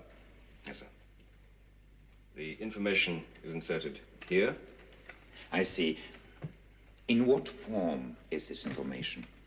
Handwritten on a standard input docket. Like this? Yes. But you say the message or whatever is handwritten, it seems an antiquated method in this electronic age. It's one of the best security checks we have. This device is programmed to scan the card and compare it with standard samples. It will only accept genuine authorized input. So, for example, if I wrote a message for transmission? It would be scanned and rejected, as would a forgery. I see. Whose handwriting is the coder programmed to accept? Commander Straker's, Colonel Freeman's, and Colonel Foster's. And Colonel Foster's. I see. The information is then coded and transmitted automatically. Yes, sir. Thank you, Lieutenant. Lieutenant, what happens to the input card? It's destroyed inside the coder. But a record is kept of the input. Yes, in the coder's memory bank. So that if you, for example, wanted to, Lieutenant, you could check the content of a transmission. Yes, sir. And so could anyone else in the control room at the time. Yes. Anyone. Thank you. Just how could you check the content of a transmission? You select the relevant number on these keys and the information is printed out. On another card similar to this? Yes, sir. But isn't it printed out in code as it was transmitted? And isn't it necessary to use a computer run to decode it? When was the last computer run of this kind? About 2 weeks ago. 2 weeks ago. And the transmissions concerned in the security leak were both sent within the last 5 days. That's all, Lieutenant.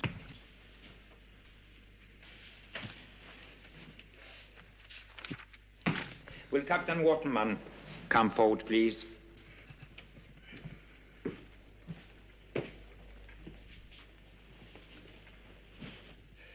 Captain Lou Waterman, at present commanding officer Skydiver. Just one question, Captain. Did you know the contents of the orders concerning the supply ship Rendezvous transmitted to your submarine by Colonel Foster? No. Could you explain why, Captain? Well, until we receive confirmation, the message remains uncoded in our computer memory. Is this a standard procedure for security reasons? Yes.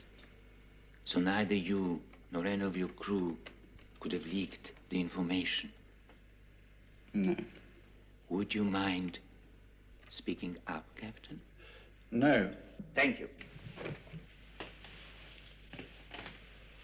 No questions.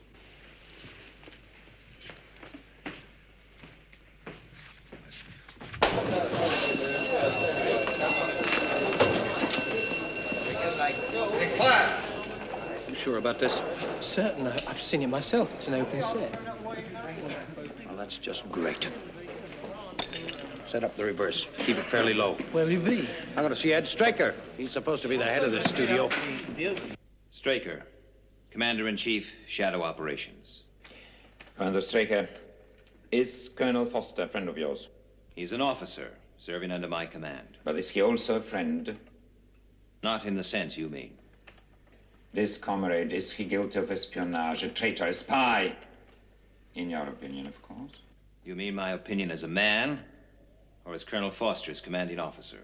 I look to give us the benefit of both answers, Commander. Very well. As a man, my opinions are private, therefore no concern of this hearing. As Colonel Foster's superior officer, I'm interested in facts, not guesses. No more questions. Colonel Foster is a comparatively new member of Shadow. Yes. And you authorized his acceptance? Yes, that's correct. On what did you base your decision? On the basis of the physical, psychiatric, and computer tests. On his past record as an Air Force pilot, civilian pilot, and on my judgment. He had security clearance? Naturally. Is this a copy of the security report on Colonel Foster? Yes, it is.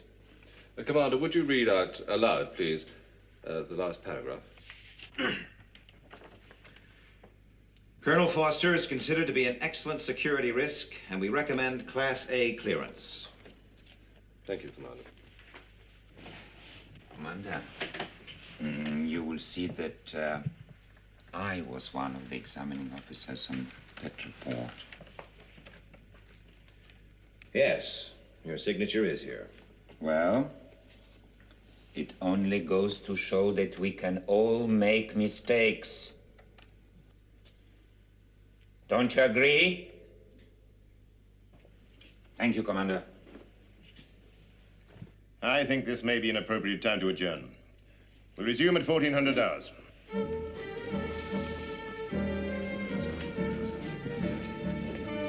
I need some air.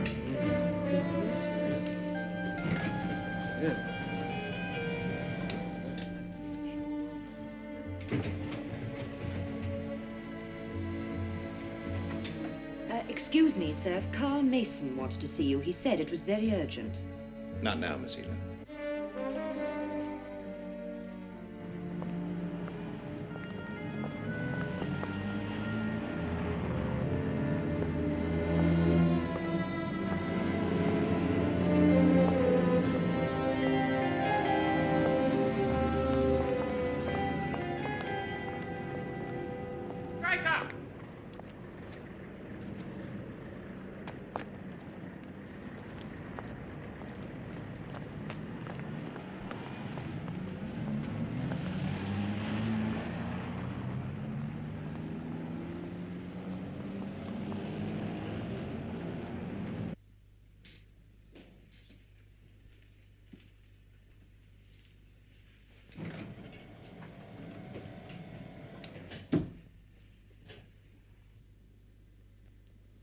defending officer may proceed. So far, the facts to emerge from this hearing are that Colonel Foster was indeed in possession of the said classified material. But there has been no proof whatsoever that he passed on that information to any outside persons. I therefore do not intend to take up the time of the court with character references for the accused. His record speaks for itself. I call Colonel Foster.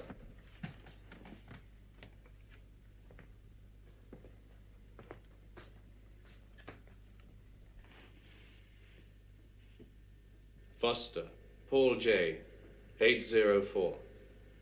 Colonel, are you guilty of the charges as stated? Not guilty. Have you ever passed on classified information to any unauthorized person or persons? Never. Thank you.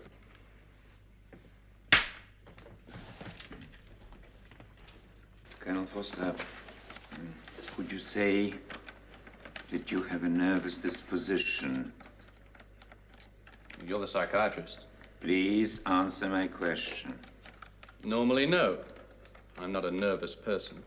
Under extreme stress, you stay reasonably calm. Reasonably? It's part of your profession, isn't it? And part of your training to remain calm in abnormal conditions. Yes. Colonel Foster, are you nervous now? And where's all this getting us? Please answer my question. Are you nervous now? Why should I be? Yes or no? Answer my question. No. You do surprise me. You stand accused of giving classified information to the press, endangering the security of SHADO, and the lives of everyone in it. I object. My client is being deliberately baited. Overruled. This is not the civil court of law. We're after the facts, the truth. Continue. Colonel Foster, did you or did you not violate Section 8, Paragraph 5 of the SHADO security regulations? I did not. Then how do you account for the fact that the press got hold of this information? I don't know. I suggest you ask the press. And I suggest, Colonel Foster, that you're lying. I did not give classified information to any newspaper. All right, Colonel Foster. But I have one last question. Here's a photostat of your personal bank account. $10,000 was paid in on the 10th by an unnamed subscriber. Could you explain that, Foster?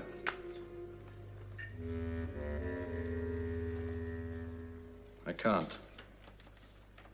It's the first I've heard of it. Very convenient. What are you implying? Implying? I am stating that the money was payment for espionage, the going price for a traitor, the rewards of a spy. I am stating that you sold SHADO secrets to the press for the sum of $10,000. I tell you, I know nothing of how that money got there. It's a plant.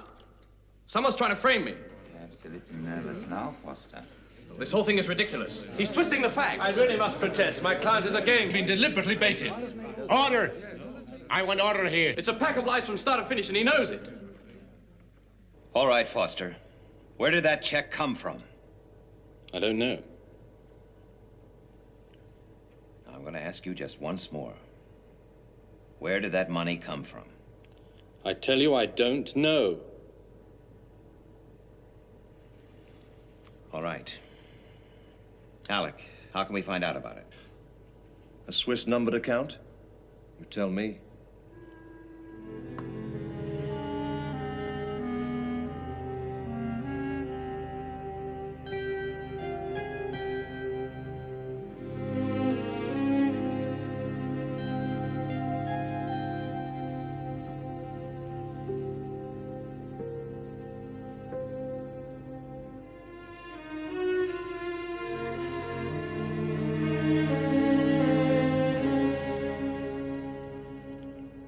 Sir, as my commanding officer, do you think I'm guilty? Whatever you say can't affect the decision now. I'd just like to know.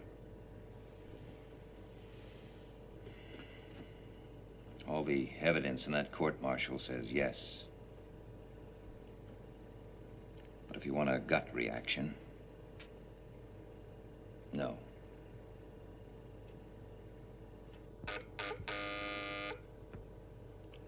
Colonel Freeman? Right. They're coming back in.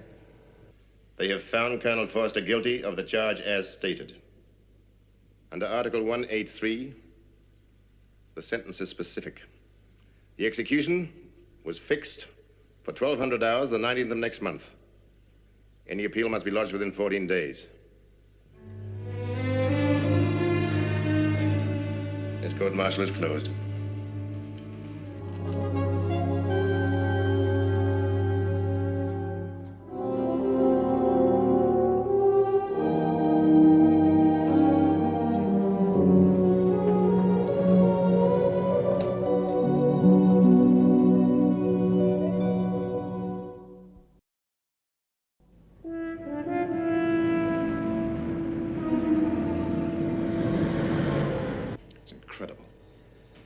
There wasn't one piece of tangible evidence. Foster was found guilty through a series of airtight negatives. Information was leaked to the press. Foster was the only one who knew that information. He told no one. His word. And the coder transmitter is security proof. There must be some other explanation. Well, it appears to be military. No. No, I can't give you the source. I just happened on it by chance. Yes. Yes, I certainly do that. And the usual arrangement? Right.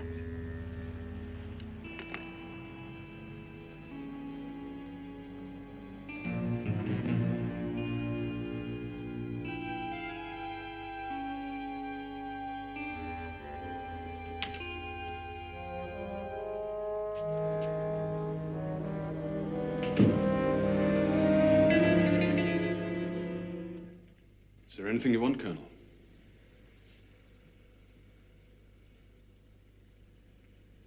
No, thanks. Could be a long night. Shall I ask the doctor to get you something to help you sleep? No, thanks, I'll be fine.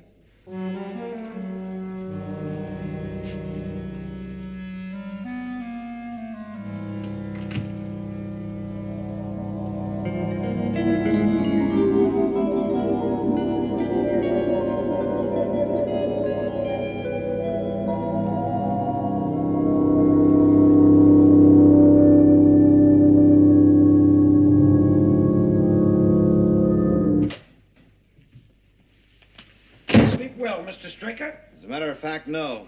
Well, that's too bad. Because I didn't sleep at all. It's, Carl Mason, isn't it? Well, recognition at last from the big white chief. You'll have to excuse me. Listen, Straker, I've been trying to talk to you for 3 days. Everybody has problems. Some more important than others. Take your hand off me. Oh, no. I've telephoned you a dozen times. I've practically slept in this office. Now you're going to listen to me. Mason, I'm warning you. You say you got troubles? Here's another one you can add to your list. There's a security leak. Security leak? I'm making a picture here. Perhaps you may recall. The whole thing hinges on a pulsed light system. New design. I hear a rival company are building a replica. Industrial espionage. Right. I'm giving you just 12 hours to kick Paul Foster out of this studio. What's Foster got to do with it? He's the one guy I discussed this system with. Where? Does that make any difference? Where did you discuss it? In his apartment.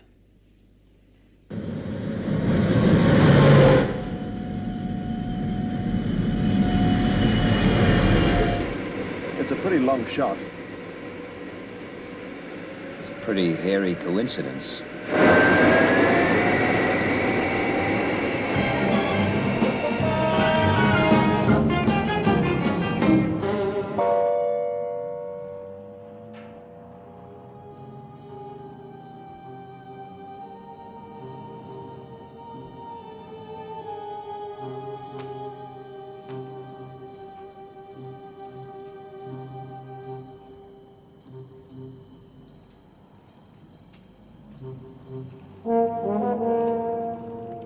Anything? Nothing. Foster's not a fool. He would have run the standard check every week. What did Henderson have to say? He wasn't available. I don't know why I bothered to call him. He wouldn't be interested unless we come up with something concrete. Oh, you better reassemble that. Why bother? Foster isn't going to need it. Well, not much wrong with my appetite. Time's Webb arriving? 2:30. Don't worry, he's a good defending officer. He'll make the appeal stick. Yeah. Sure. Will I have some more coffee? I was almost sure. There's nothing here. Let's go. Oh, wait a minute, Alec. Now, when Foster was working, he'd sit here. And when Mason was here, say they'd driven over from the studio, arrived about 7:30. Now, what would Foster do?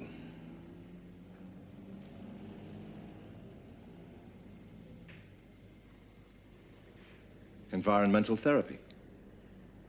Let's check it again.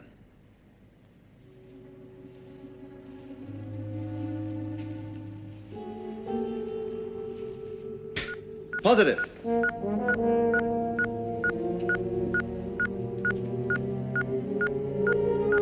Okay, Alec.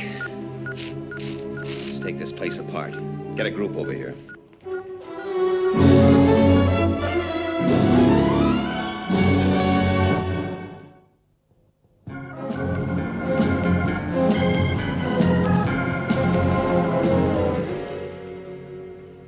Here's another one.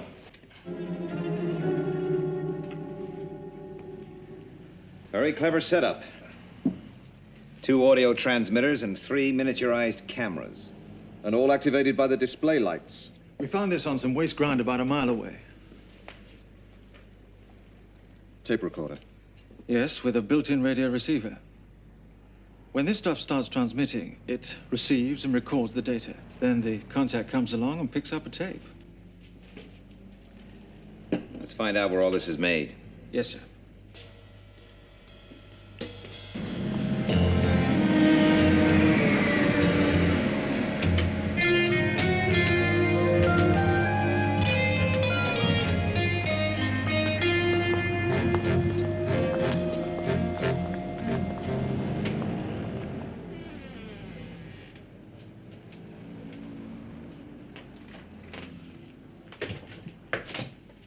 Who runs this place?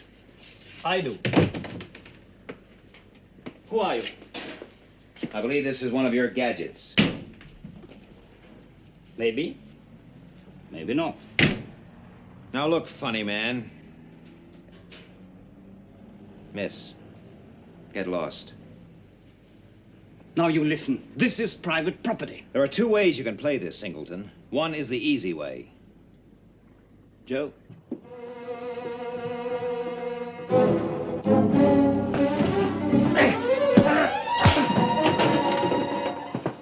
What do you want? The name and address of the client who bought that electronic peeping Tom.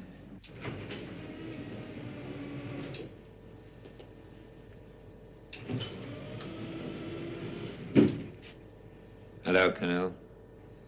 How are they treating you? Great. I've drafted the appeal. It needs your signature.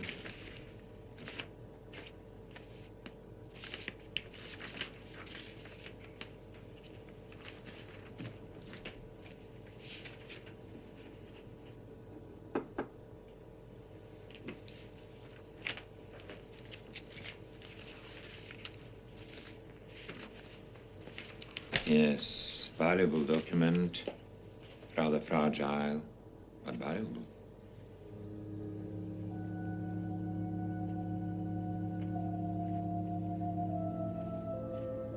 You're a psychiatrist, Jackson. Would you say Commander Straker has an artistic temperament? No, I don't think so. Then why would he have a display like this behind his desk? I've often thought about it.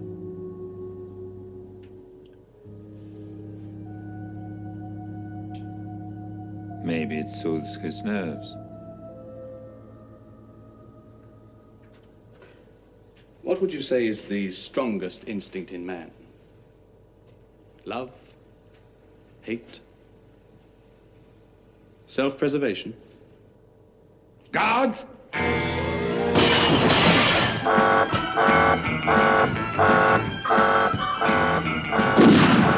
The target's Colonel Foster 804. Alert groups 2 and 3.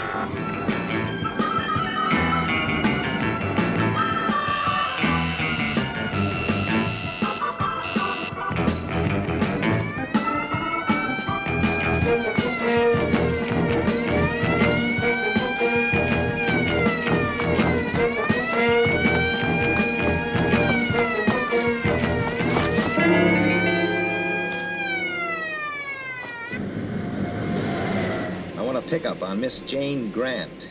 Address? 124 Eastern Avenue. You got that? Right. At the studio. Oh, and put me through to General Henderson, please. Priority A. This I'm going to enjoy. All right, Straker. You may have new evidence, but I've got something for you. Foster escaped 20 minutes ago. Groups 2 and 3 have been alerted. What? But you can't do that. Now listen. Foster knows the complete setup. He was found guilty of espionage. I'm not risking the whole organization for one man. My orders are to shoot on sight. But his apartment was bugged. Was it? Or was it his way of passing the information? It's going to take positive proof of innocence to convince me.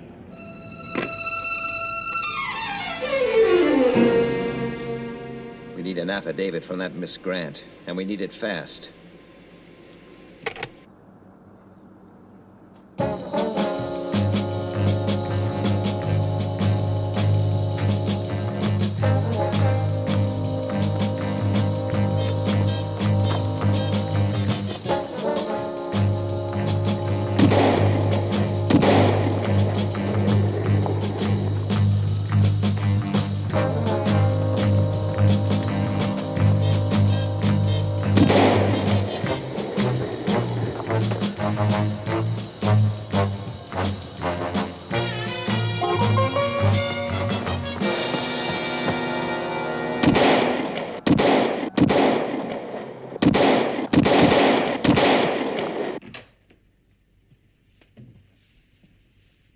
Is Miss Grant here? Yes, sir. She's in your office.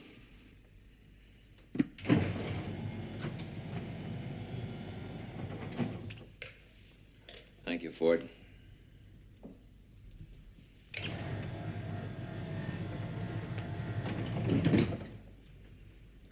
I assume you have a very good explanation as to why I've been brought here.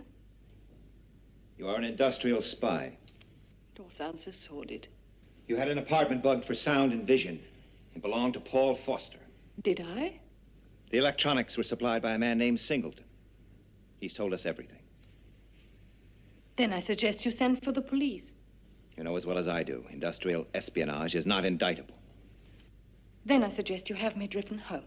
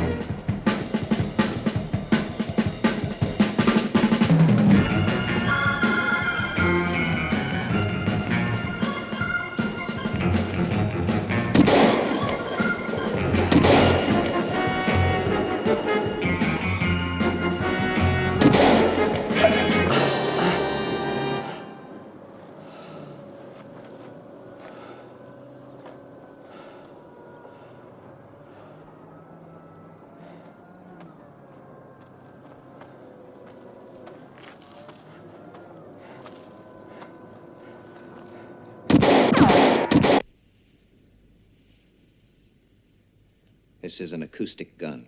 I have heard of them. Oh, excuse the pun. I'm a desperate man, Miss Grant. Armed with a toy gun. If I place it against your ear and fire, the sound will pierce your eardrum. I'm also told that the brain suffers varying degrees of damage. Even if I believed that, I don't believe that you're a desperate man. Believe it. Unless you sign a confession, somebody is going to die.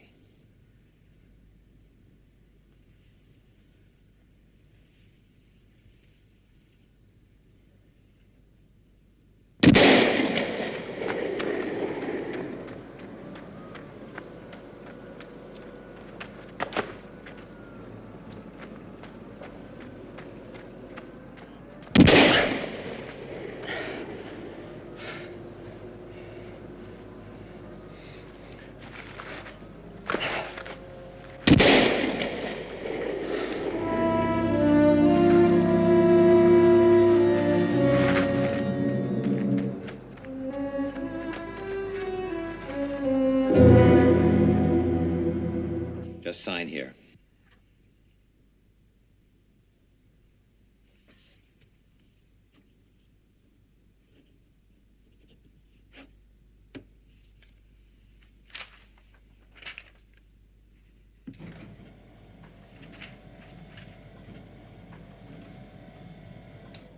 A signed affidavit. Get Henderson. It's too late. He just called. Foster's been shot.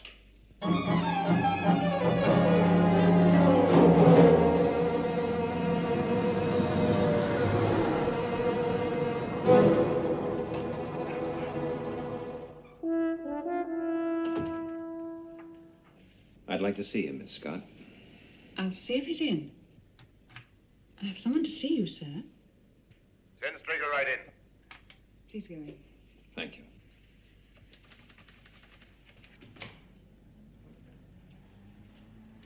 Straker. It must be my year. This is your second visit.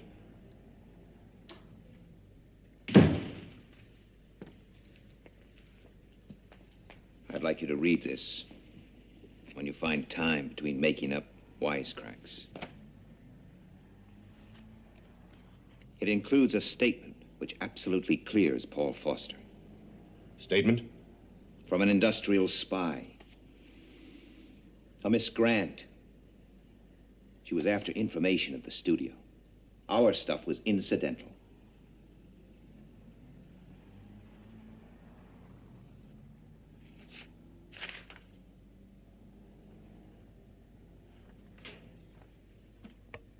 Jackson.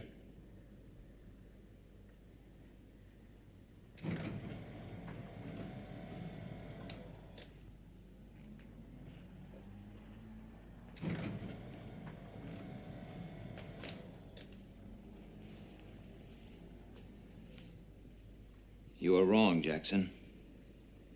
Paul Foster was guilty of one thing. He worked nights at home.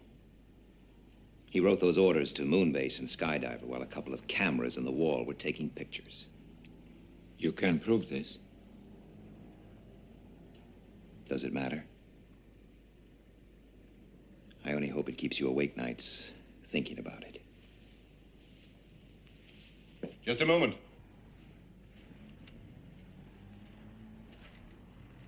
You think I'm a pig-headed, cretinous lout, don't you, Straker? Foster was shot with an anesthetic bullet. Jackson's idea.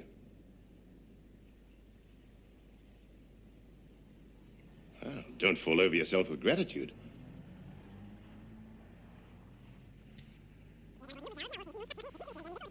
Just a moment. You think I'm a pig-headed, cretinous lout, don't you? Think I'm a pig-headed, cretinous lout, don't you? Think I'm a pig-headed, cretinous lout. Think I'm a pig-headed, cretinous lout.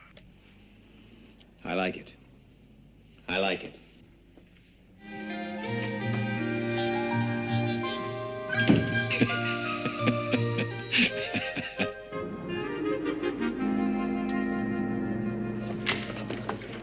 Really very nice of you to ask us down, Mr. Foster. Is it? I just wanted to give you this. You did pay $10,000 into my account, didn't you? Well, yes, but no one can tell where it came from. You understand? Sure. When you came down for the screen test, I didn't know what you meant by we can help each other. But now you're right, I do understand only too well. Get yourself a new agent, kid. Oh, come on, don't be like that. Listen, you don't know how much that check nearly cost me. So get out of here while you can still walk.